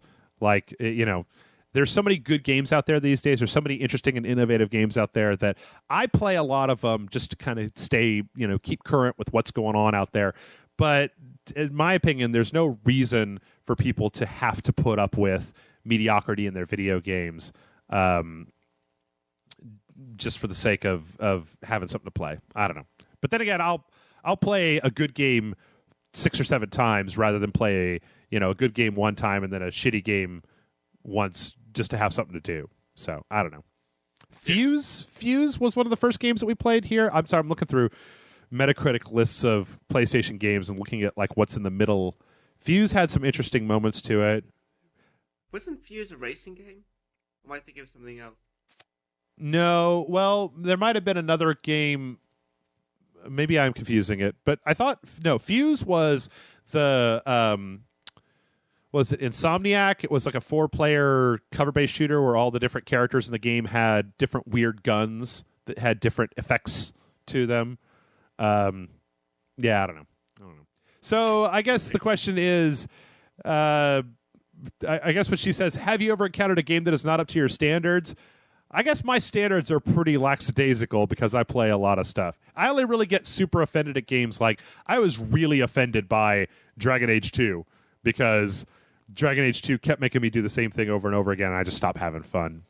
But all right, next up, the question comes from Joe. Joe says, Jeff, I heard a Rage Select podcast where you said you had problems with the movie Saving Private Ryan.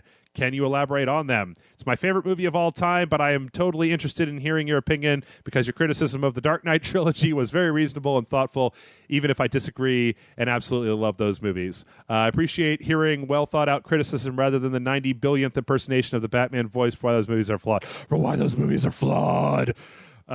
You, Jason, and I guess Grant are cool dudes. Keep raging, Joe. What about Nick, Joe? He's right here, man. I don't know why you would say that. That's fucked up. Wait a minute. You don't like Saving Private Ryan? No, Nick, I don't really care for Saving Private Ryan. It's just like one of the most American movies out there.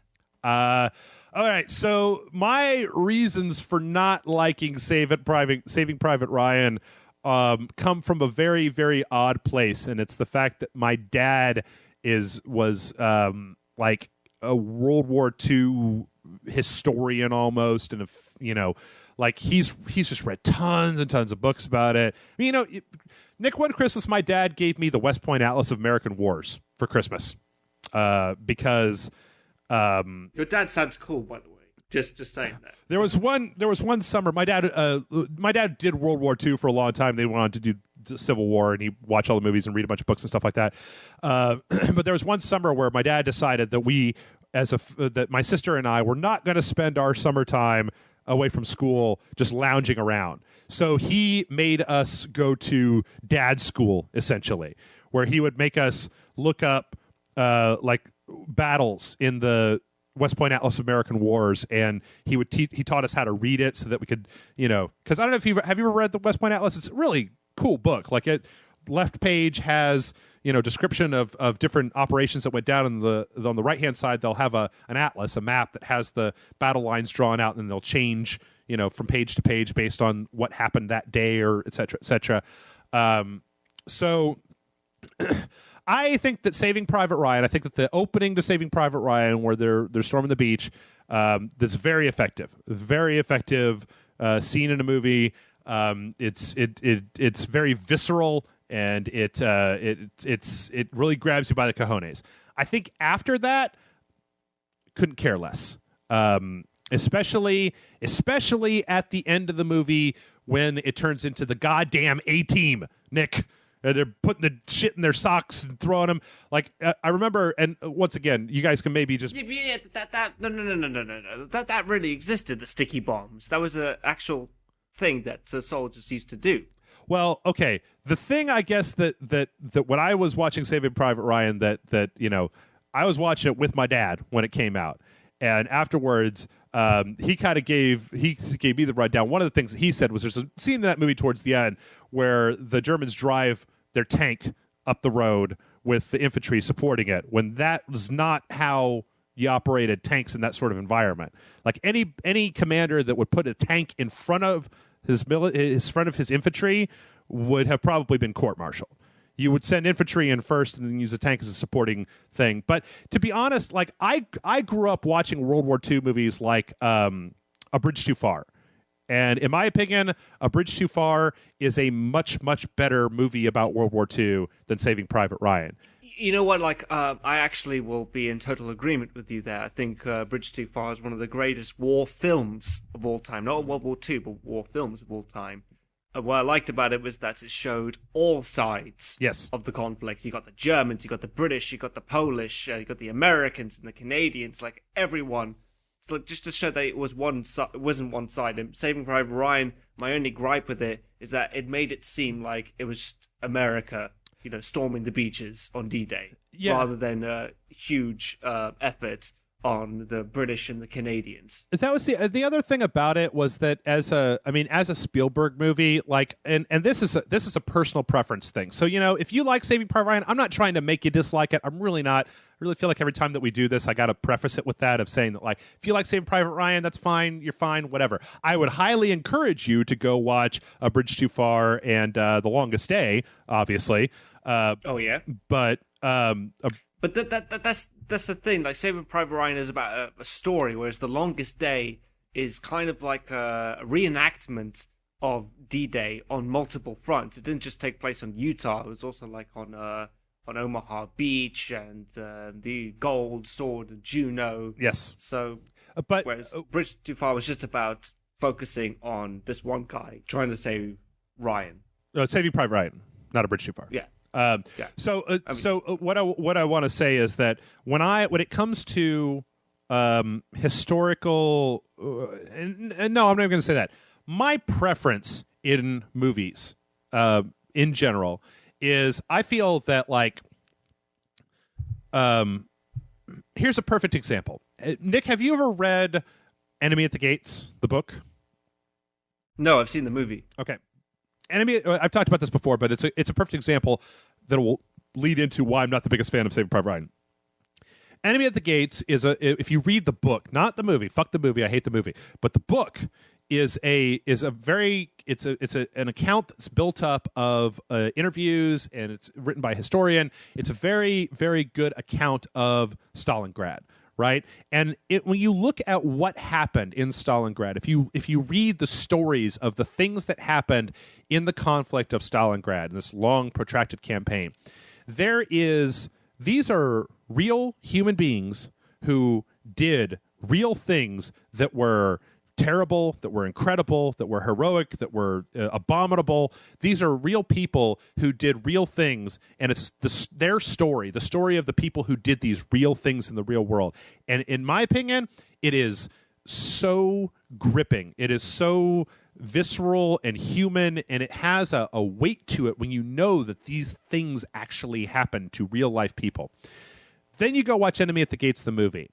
And they took the information from Enemy of the Gates, the book, and they twisted it to make it into a more palatable, digestible, easily understandable story that was much more black and white, good guys, bad guys. I mean, the woman, the love interest in Enemy at the Gates, the movie, that was those were actual human beings, and that woman was broken. She was emotionally fucked up in her head. She was a crazy person. She wasn't a romantic interest, and then they would go happily ever after. You want to know what happened after the Stalingrad conflict ended? That main I don't even remember the names at this point, but that main sniper guy broke up with that woman. Vasily Zaitsev. Yes. I think that was his name. Yeah. Left the woman who was the love interest in there. She turned into a crazy stalker, and then he went and married a regular human being, and then she got put in a mental institution. She was like a sociopath. She couldn't identify the people that she was killing as human beings. She called them matchsticks that needed to be snapped.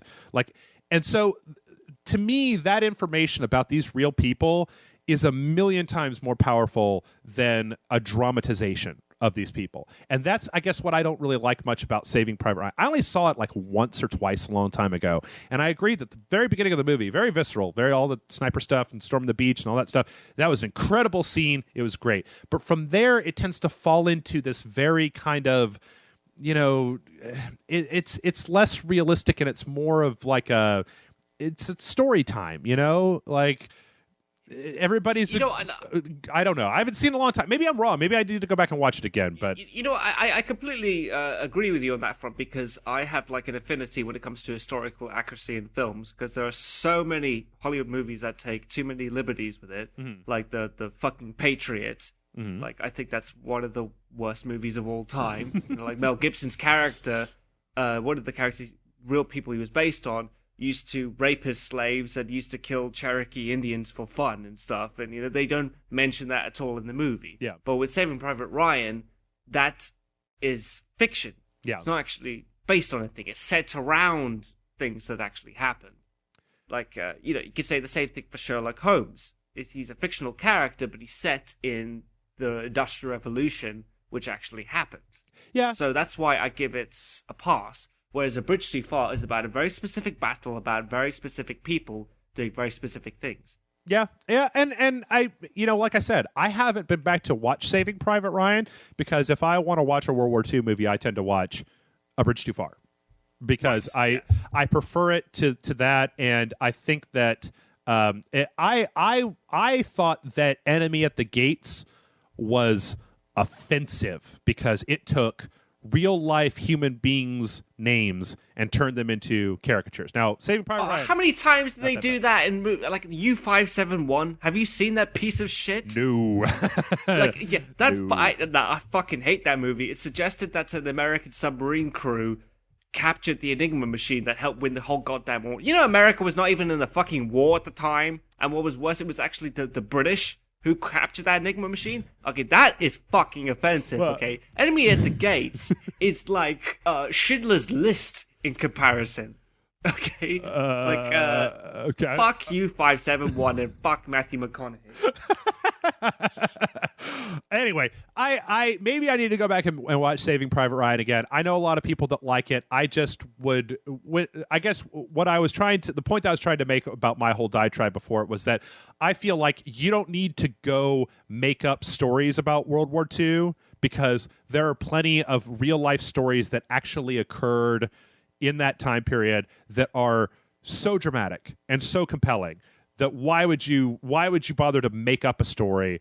Like, I highly recommend to anybody who has any interest in World War II, go buy Enemy at the Gates, the book. It is I got finished reading that book, and being a dumb American, I was like, why the fuck did they teach us this in school? Like, this is an incredible, the whole siege of Stalingrad and the counteroffensive and the Russian buildup and that sort of stuff. Like, this is incredibly compelling things that happened in history, where you get like 4 paragraphs in your U.S. history book that goes like, yeah, Stalingrad was a city, the Germans, they couldn't get it, the tanks, and it was over. You're just like, wait, what? It's amazing what they leave out when they're teaching you in school. Like, you know what? Here's something funny. I was never taught anything about the British Empire when I was in high school. Mm-hmm. Like, all I was being taught was like, okay, there were the Romans, and then the Saxons came, Vikings. There was like Queen Elizabeth, Henry VIII, and then we have the Industrial Revolution. Yeah, it's like, okay, and he's like, by this point, Britain had the biggest empire the world had ever seen. Like, whoa, you just like fucking jumped. Wait, what? We have an empire? Like, how'd that you happen? Skipped all the good shit, Right. man. It's like jumping forwards and skipping to the epilogue of a really good movie and missing like Act 2 and Act 3. Yeah. So I don't know. I like I said, I didn't like it, but that has more to do with my preferences than it does for maybe the actual movie. I'm not Spielberg's biggest fan. I mean, I understand, the dude has made a lot of movies, and a lot of them are very good movies, but it's not like when somebody says like, "Ooh, the latest Steven Spielberg movie is out." I'm like, "Ooh, I got to get to the theater to see that." I'm not like that with him. You know what? Like, I would argue with you, but the last good Steven Spielberg film I watched was Munich. Mm-hmm. I thought that was amazing, and I hated War Horse. I thought that was really fucking awful. I haven't had a chance to see the Abraham Lincoln movie yet, so I can't pass judgment on it. Yeah. So, yeah, but I thought War Horse was pretty awful. War of the World. Yeah. I don't know. I mean, he's not a bad director. It's just he doesn't get my juices going, as it were. Well, yeah, he's grown older. Yeah. He's not like... Do you remember Raiders of the Lost Ark? Do you remember how violent that film was? Oh, yeah. Yeah. Oh, he's not doing shit like that anymore. He's kid-friendly now. Yeah. All right, well, that's enough time with that. Let's move on to Evan. Evan says, Dear Jeff and Nick, I need some Rage Select guidance as I'm the guy with, quote, $60,000 in debt and no job. What an idiot, unquote. I'm graduating in literally 7 or so weeks from a university in Boston with a major in English and journalism. And then in parentheses it says, this is where you laugh. So, ha-ha! And I have no fucking clue what I'm doing with my life. When I get the interrogation question, what are you going to do? I give them a shitting grin and say, make money. I really have no idea what I want to do with it for a career, since my skills are all across the board, from fictional and critical writing to video production, marketing, and fucking even bartending. I'm planning on working to kill off my student loans as quickly as possible, even if it's for a few miserable years while I try to discover my career options. You guys, Leog, Corey's recent comeback really have been a weekly inspiration to me, or for me, for many moons, especially Jason's rant about loving writing back in November. And I want to ask you the question. Do you think that moving to a new city, Austin, Chicago, LA, could assist me in making new connections and opening opportunities and finding a way to build my own career? Keep on raging along and Excelsior or whatever. Your classy, freaked out, but loyal listener, Evan. Whew, boy. He's in Boston. He's not that bad of a place. Yeah. I've been to Boston. It's a great city. Yeah, usually when we get this question, it's somebody who's like, I live in buttfuck nowhere. Like, should I move to the big city? And it's like, yes, you should totally move to the big city. But yeah. If it was an English person say, I live in Somerset, then I'd be like, absolutely. Get your ass to London right fucking now. Like, Somerset, what a burn. But like, if you're living in the States and you're like in Boston, in New York, in Chicago, like these are some really awesome cities. I mean, I think like New York and LA are for like very specific things. So like New York is kind of like Broadway and like the whole modeling career, and LA's like for the acting thing. So it depends like what your passions lie in, and see if your city's older. But I think you're pretty safe here in Boston, right? Like you should know more about this than me. I've never been, so I couldn't say for sure, and I don't know a whole hell of a lot about what's there. But what I could say is, my okay, damn it, Nick, I don't want to poop on this guy's dreams. All right, but Evan, I want to tell you this right now. My father went to school and got a master's in English and does not use it at all. My sister went to school for 4 years and majored in editorial journalism and does not use that at all. What I can say is that it sounds like. Wait, does he have a master's degree or a bachelor's degree? Master's. Oh, he's got a master. Oh shit! I'm sorry. I got a postgraduate degree and I regret getting that. Actually. Well, my dad, he was an editor for a while, but that was the need for editors now is a lot smaller than it used to be, obviously. But what I can say is that the good thing about your email here is that you're saying that you've got a lot of skills, fiction, critical writing, video production, marketing, and bartending. One of those things is not like the other, but bartending will be helpful, I'm sure. Irish like to drink, so yeah. But what I can say is that what you seem to have a degree in with your journalism in English is a degree in communication with other people, which can be incredibly useful. If you're looking to get into a specific field, being able to talk to people and having an idea, being able to speak with a degree of certainty and being able to talk to people, which I assume journalism would probably help out with, kind of getting to know other people, can help you with whatever you want to do. So what I would say is that maybe, it's if you're just getting out of college and your plan now is to try to work your student loans off as fast as you can. If you if you think you're going to be taking a shit job anyway, or if you're going to be taking like a bartending job, or you're just going to be trying to do something to make money and pay that stuff off, doing it in Austin or Chicago or Los Angeles or New York, or pick one of the big cities out there, as opposed to Boston, might not be a bad thing. What I would probably do if I were you is try to figure out what you want to do. Not specifically, not like I'm going to make a TV show about ostriches, it's going to be a reality show, I don't know, whatever, but try to come up with an idea of where you want to get to, and then see which of these cities that you would go to would maybe be the best and most conducive towards doing that thing, right? I'll say this about Austin, like the rent is certainly cheaper there than probably Boston. No, not anymore. Really? Wait, you guys live in fucking houses, dude. They're pretty big. Like, I live in London, and like the rate for flats here is ridiculous. So yeah, what we are seeing right now, Nick, though, is there is a huge influx into Austin right now. Like, we're getting a ton of people, to the point where I was talking with some folks about it who they said that there was an article they read where they said that if the city of Austin does every single thing that has been suggested to them to fix the roads and traffic and congestion in the next 3 years, we'll still be fucked. That this city is heading for overpopulation and gridlock in a very serious way, to the point where it's hard sometimes to even find a place to rent because it's really a seller's market. So you're just going to pay whatever you pay. So as far as I know, rent costs are going up, at least from what I hear from my friends. But in any case, I would say if you can get a general direction as to what you want to do, and you can move to whatever city is going to help with that, then you can spend your time while you're working to try to pay off your student loans, and you can spend your free time trying to make connections to get into what you really want to do.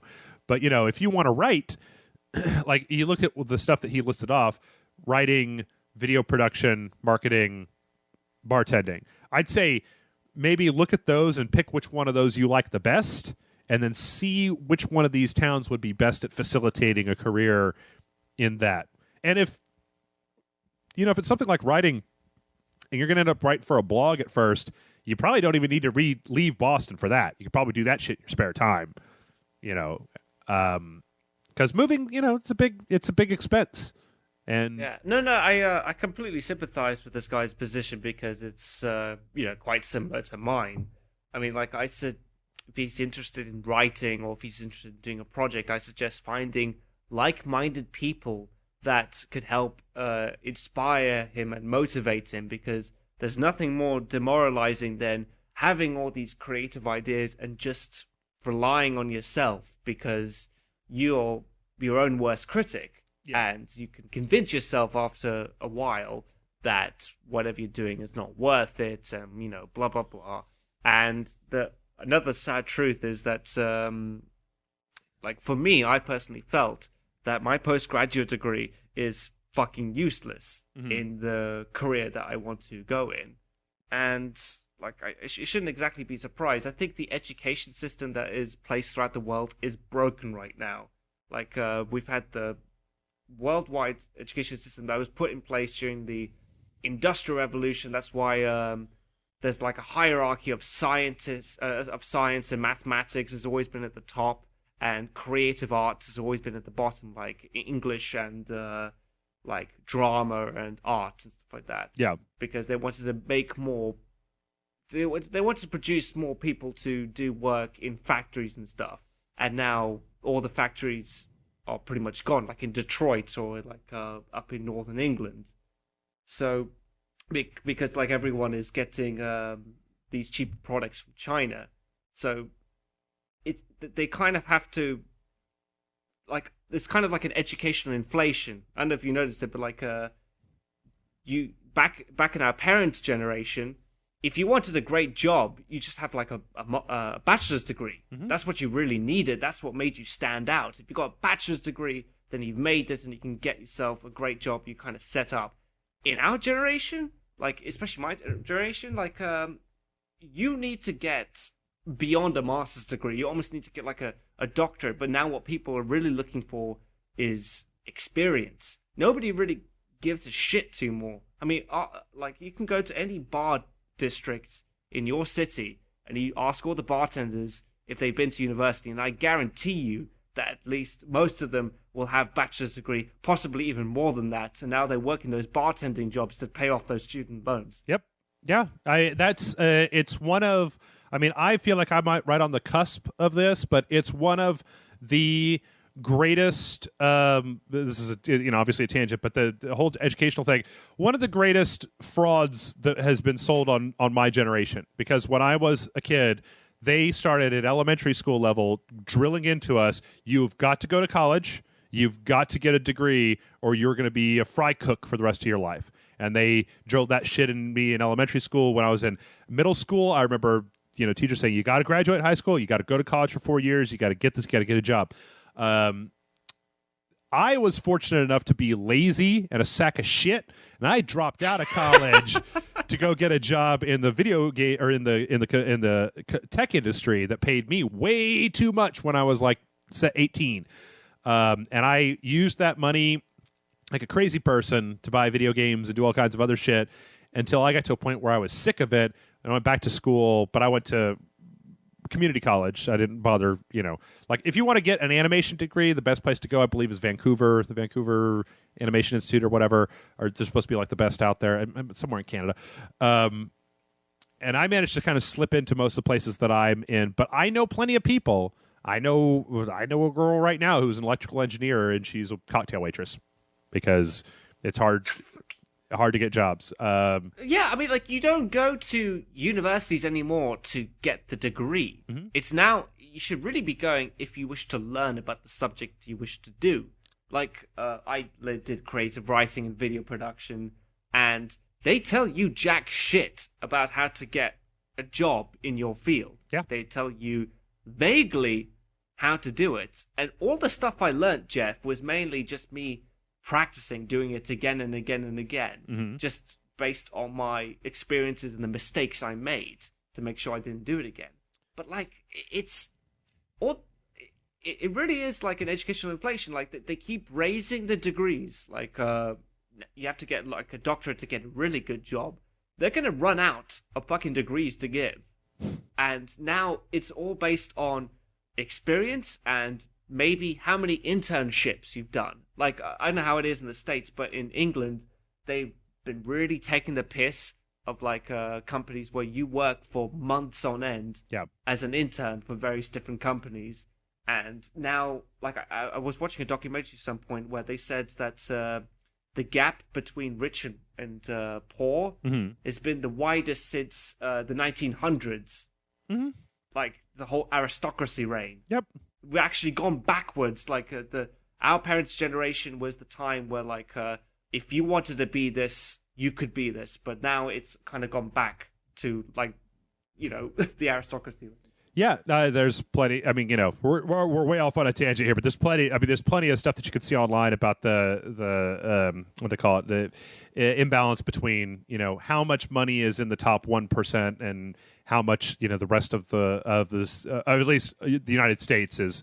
Like 40% of United States economy is owned by the 1%. Yeah, isn't that ridiculous, man? It's pretty freaking ridiculous. Now, I will say that the only thing that I got plenty of terminology and stuff out of college, but I will say that when I went back to school, when I went to community college to become an animator, the one thing that it did for me more than anything else, and this was, I started going back there when I was 26 or something like that, 10 years ago, was that when you're working in a field like drawing or visual medium production, there's something about drawing something that has a very tangible, where you can look at something that you drew today and you can look at what you drew 6 weeks ago and go, this is better.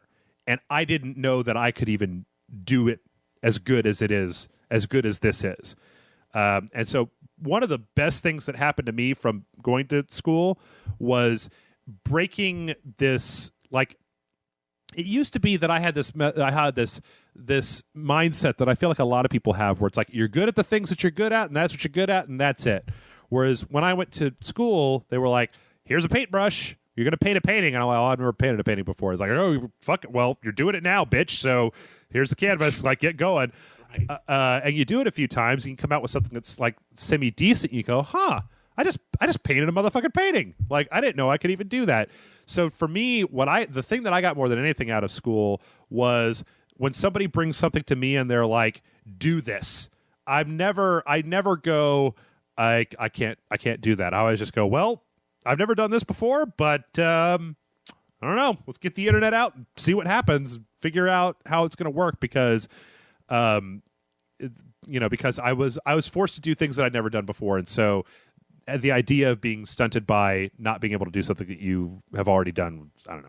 Sorry, a little tangent there. But anyway, sir, I wish you well. I think that moving could provide some benefits, but it's not necessary, I think. It's not a guarantee, I guess, is what I would say, right? Is that you could totally move, and it's just going to put more financial hardship on you while you're trying to pay back your student loans. What I would say is get a feel for what a more specific direction of kind of what you're interested in right now, then do some research and see what you can find out about it. Yeah, actually, being single kind of helps out. I'm serious. Like, if you have like a long-term girlfriend, you kind of have roots in the city you're in. Yeah. Whereas you're single, you're able to move around, so you have a lot more freedom that way. Yeah. You're not constricted. Yeah. Our next question comes in from Leonardo, and he says, "Hello, Rage Select crew. I would like to ask your opinion about piracy in gaming. For a long time, video games were associated with young children and targeted towards that audience. Most games were crammed full of content, challenge, and replay value. But like any medium, it must evolve to remain relevant. And for any medium to evolve, there has to be an interest. But sadly, I think the video game industry is more interested in a quick buck. I am a big gamer, and I feel the greed of publishers has turned me into an indentured servant. We have gone from a full game to a game with expansions to a game with locked content, later sold as DLC, to games sold at full price while on alpha, to paying $29.99 for a 15-minute demo. Where is the sense of that development? I'm not an advocate. I wonder what he's referring to. Yeah, that's real subtle. I'm not an advocate of piracy, a practitioner nor a defender, but I feel under the circumstances sometimes piracy may be tempting and even justified. What do you guys think? Thanks for answering my question. Keep up the good work. Leonardo from Houston. What do you think, Nick? It's been a while since we talked about piracy. Piracy? Well, I think you can't escape piracy in some countries. Like, I don't know, one of my friends from Slovenia, he said like how expensive it is to get a game in Slovenia. Like for us, like it's only like I don't know, 30, 40 quid, $40, that.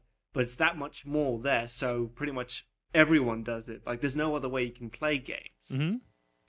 So I think it's kind of inevitable for to be piracy. Is the only way they can deal with this, how to tackle it. I think that the way that his question is phrased, is it justified? Well, it brings up a different thing. I mean, let's talk about areas where games are readily available. Like where you are, where I am, stuff like that. Like here, it seems like the way that his question is phrased, that he's talking about like, the companies that develop games have wronged us, and so I'm not going to feel bad about taking their game without paying for it.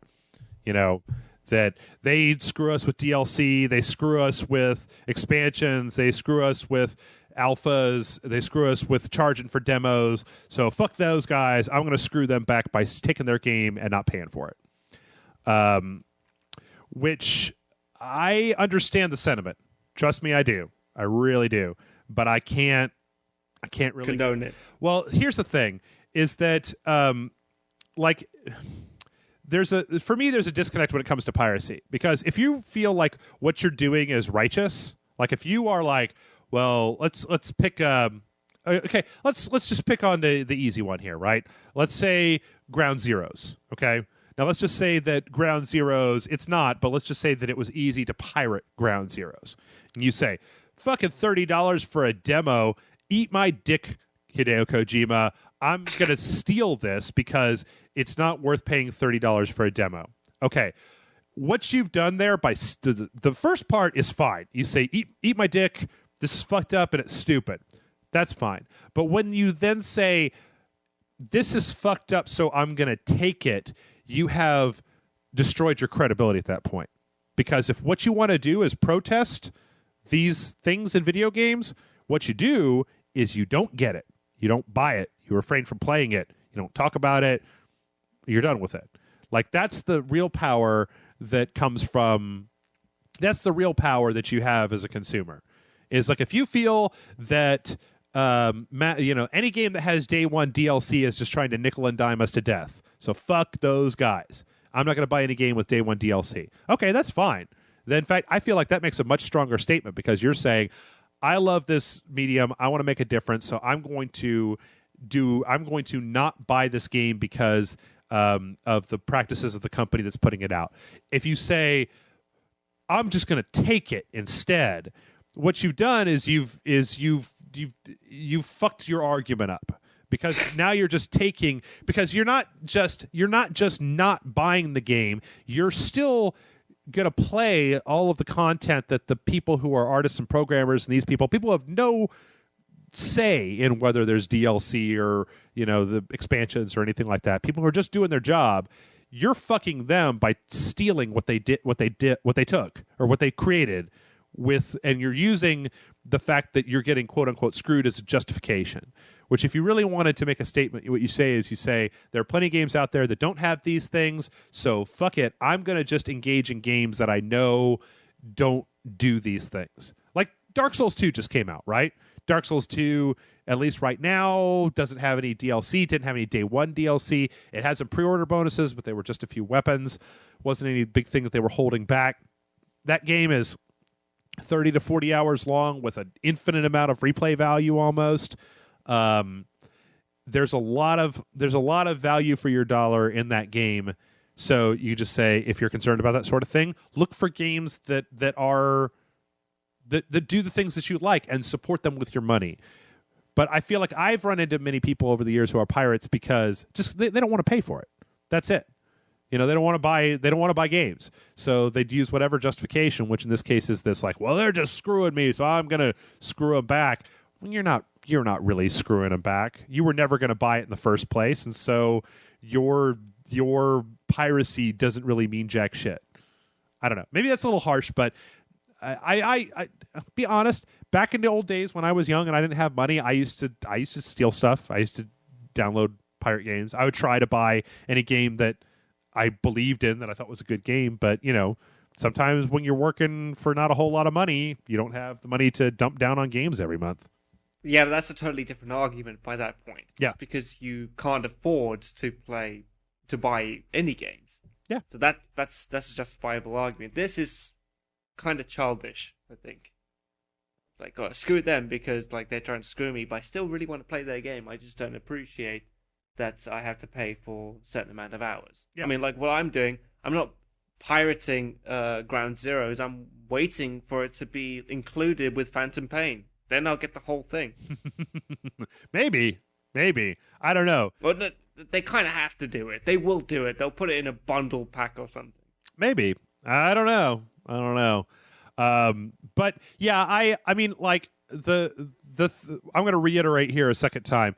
If you don't like a thing that a movie or a TV show or a video game or any kind of media in general, a website, a newspaper, a magazine, any of these things, if you don't like a thing that they're doing, your best way to show that is to not engage with that thing.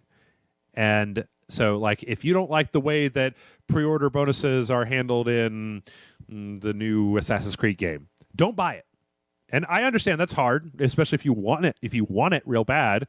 But the only way to actually affect change, the only thing in my experience that companies really give a shit about is, you know, like EA does not give a shit if they are voted the worst company in America 10 years running, as long as every time they put out a new Battlefield game, everybody buys the shit out of it. If you buy the shit out of it and then it's broken and everybody complains and they start online petitions, from my experience with corporations, they don't give a shit. They don't care. They don't care that you didn't like the ending to Mass Effect or whatever. Like they may throw a few bucks at putting out some DLC for it or something like that, but for the most part, they don't really seem to give a shit. Now, if you stop buying it, if sales start going down and people stop buying it, well, then they give a shit, because then you're hitting them for real. But I don't know. I can't really engage. I don't engage in any kind of game piracy anymore, because I'm doing this shit and it's all going to be on the level. And even when I was, before I started doing this job, I would wait to get stuff from GameFly or Redbox, or wait for stuff to go on sale and then play it there. So if it's just a price thing, there are definitely ways to get about it. I mean, I saw this week, Nick, the South Park game was on sale for $45. It's down $15 off the $60 price tag. The game's been out like a month at this point. So, wait, what? It was $60? Really? The Stick of Truth? Yeah. Yeah. Yeah. Gee. Wow. Okay. It was worth it. I really like that game. I gave it 5 stars. So, all right, we got a couple more very quick questions, and then we'll get going. This next one comes from. Gives me 2 choices. I'm going to go with Yannick because I could probably say that one better than the other one. Dear Jeff and Nick, his actually just says Dear Jeff, but Nick, I'm pretty sure that you're a fan too, so you could chime in. If I remember correctly, you are a 24 fan. Nick, are you a 24 fan? Hell yes, I am. Okay, so am I, but I acknowledge it's a hard love. Can you share your overall impressions of the show over the years? Should it stay dead? Longtime fan, Yannick. Have you seen the little trailer they put out for the new season? Has it come out yet? Like I saw like there's a really brief snippet. Yeah, like I saw the video where they're making it, where they say that this is going to be shown during the Super Bowl, but I don't know when the Super Bowl starts, so I don't know if they've shown it yet. Have they? Yeah, they did. There was another trailer that they put out. I believe it was during the Super Bowl. It was very, very short. It basically just showed like things blowing up, and then it kind of kept panning out. It was like one of those, like it was like a scene where everything was going very slowly, and they were panning out. And when they panned out to the front, it had Jack Bauer with Chloe, like she had like her arm over his shoulder, like she's injured, and he's helping her, and he like pulls his gun up, and then it stopped, and that was about it. Okay, well, I'm definitely looking forward to the season, probably because it takes place in London, and the fact that they have Stephen Fry as Prime Minister. So that's 2 of my favorite things together. So you got like Jack Bauer kicking ass in London, and blowing up, hopefully blows up Big Ben or the Millennium Dome or something, Westminster Abbey. It's what? Is it still going to be a full? Like they've said that they're not sticking to the specific 1 hour constraint. It's not. Yeah, they're not going to do the 1 hour constraint, which I think is a good idea.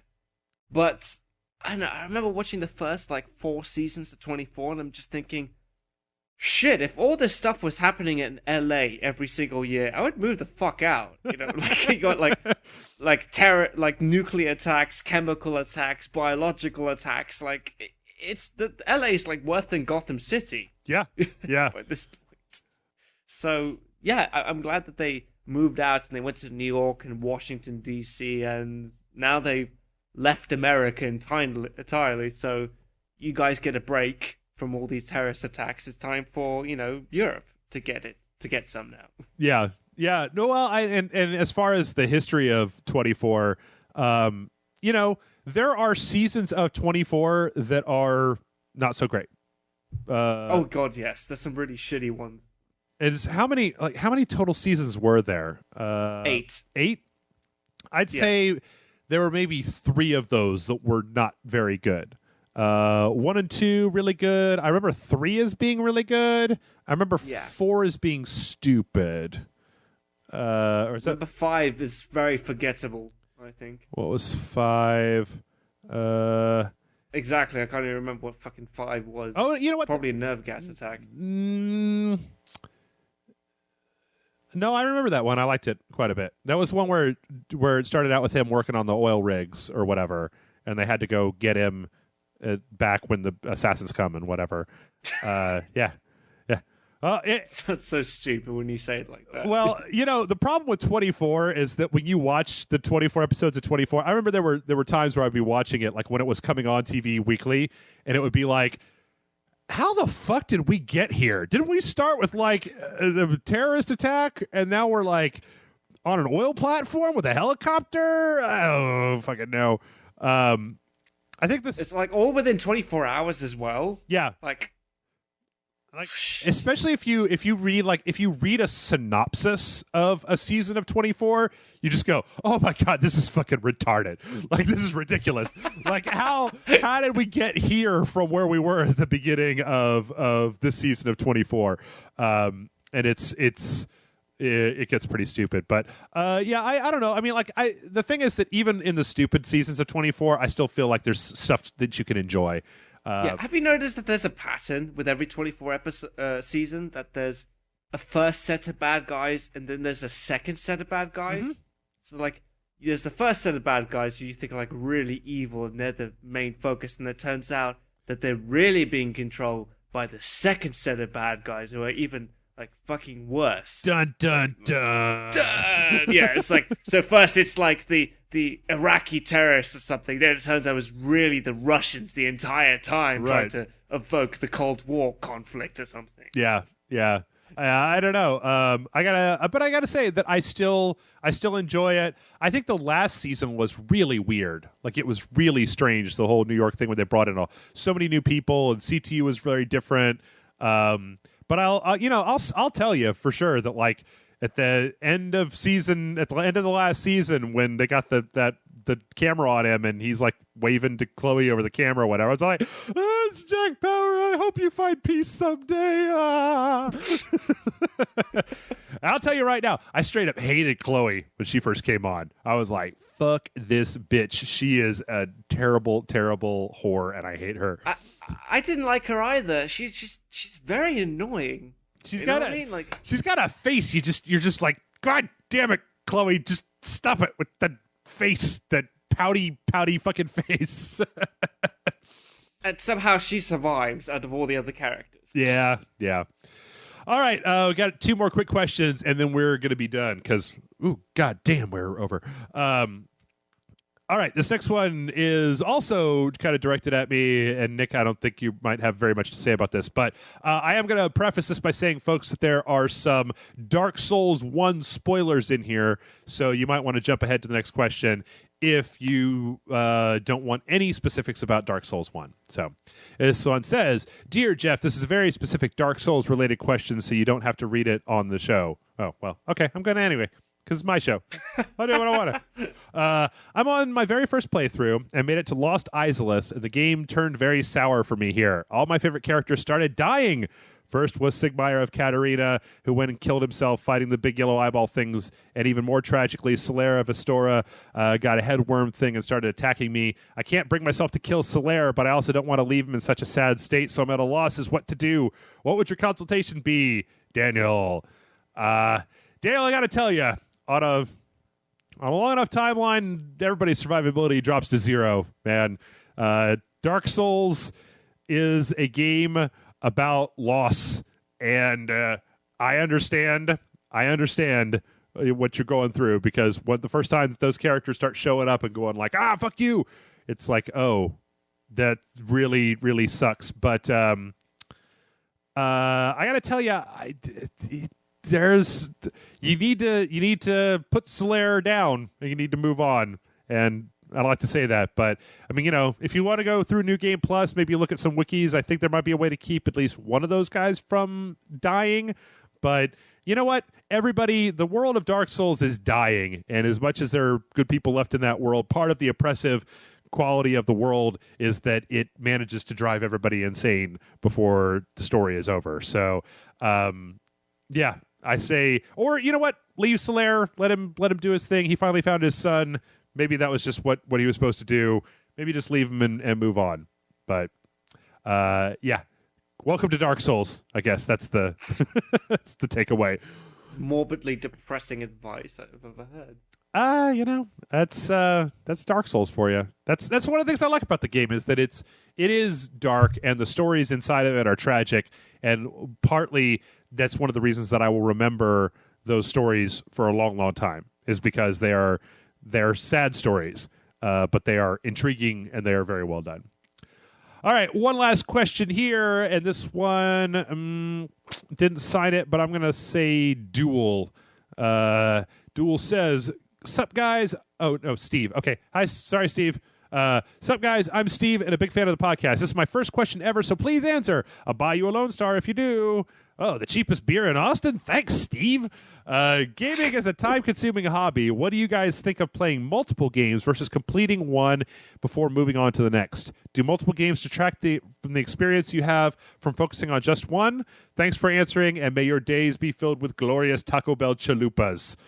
Glorious Taco Bell chalupas. I miss Taco Bell. It's really we don't have it here. Fuck you. It's not worth missing, Nick. It's only open after midnight. That's the only reason I go there. So what do you think? Do you play multiple games at one time, or do you kind of just stick to one before moving on to the next? Usually I prefer to stick to one.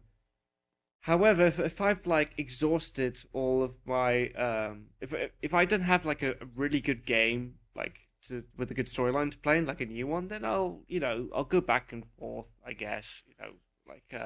That's if I'm not really caring and I'm just trying to pass the time. Generally, I like to have to get stuck into like one franchise at the time. So, like every now and again, I'll just feel like playing Mass Effect 1 and then go through the motions playing all the other games and DLC. Mm-hmm. I generally tend to find that that if I am playing a game and I start playing another game, no matter what I promise myself, I'm probably going to let that first game slide. Like, I'm probably going to get way more into the second game, and I may or may not ever go back and even complete the first game. So that's why I kind of tend to marathon through a game as fast as possible, because if it's a game that I'm only mildly interested in, I should probably finish that before I pick up something I know I'm going to be really interested in, because otherwise I'll never go back to the first one. Plus, you get into a problem where if you like the steady march of game releases continues onward. Like, every week new games come out. New games come out on Steam, new games come out on the PlayStation Network, on Xbox Live, new games come out for retail, disc games, download games, all kinds of stuff. There's always something new coming out. And so the thing about stopping playing this game and then coming back to it is incredibly easy to get lost in that tide of games pushing you forward all the time. So usually if I leave a game, I'm not coming back. Not coming back. Like, you know what? I have a hard time with, I started playing Bravely Default at the beginning of the year. And it's a very good game, but it's a 3DS game. It's not my primary focus.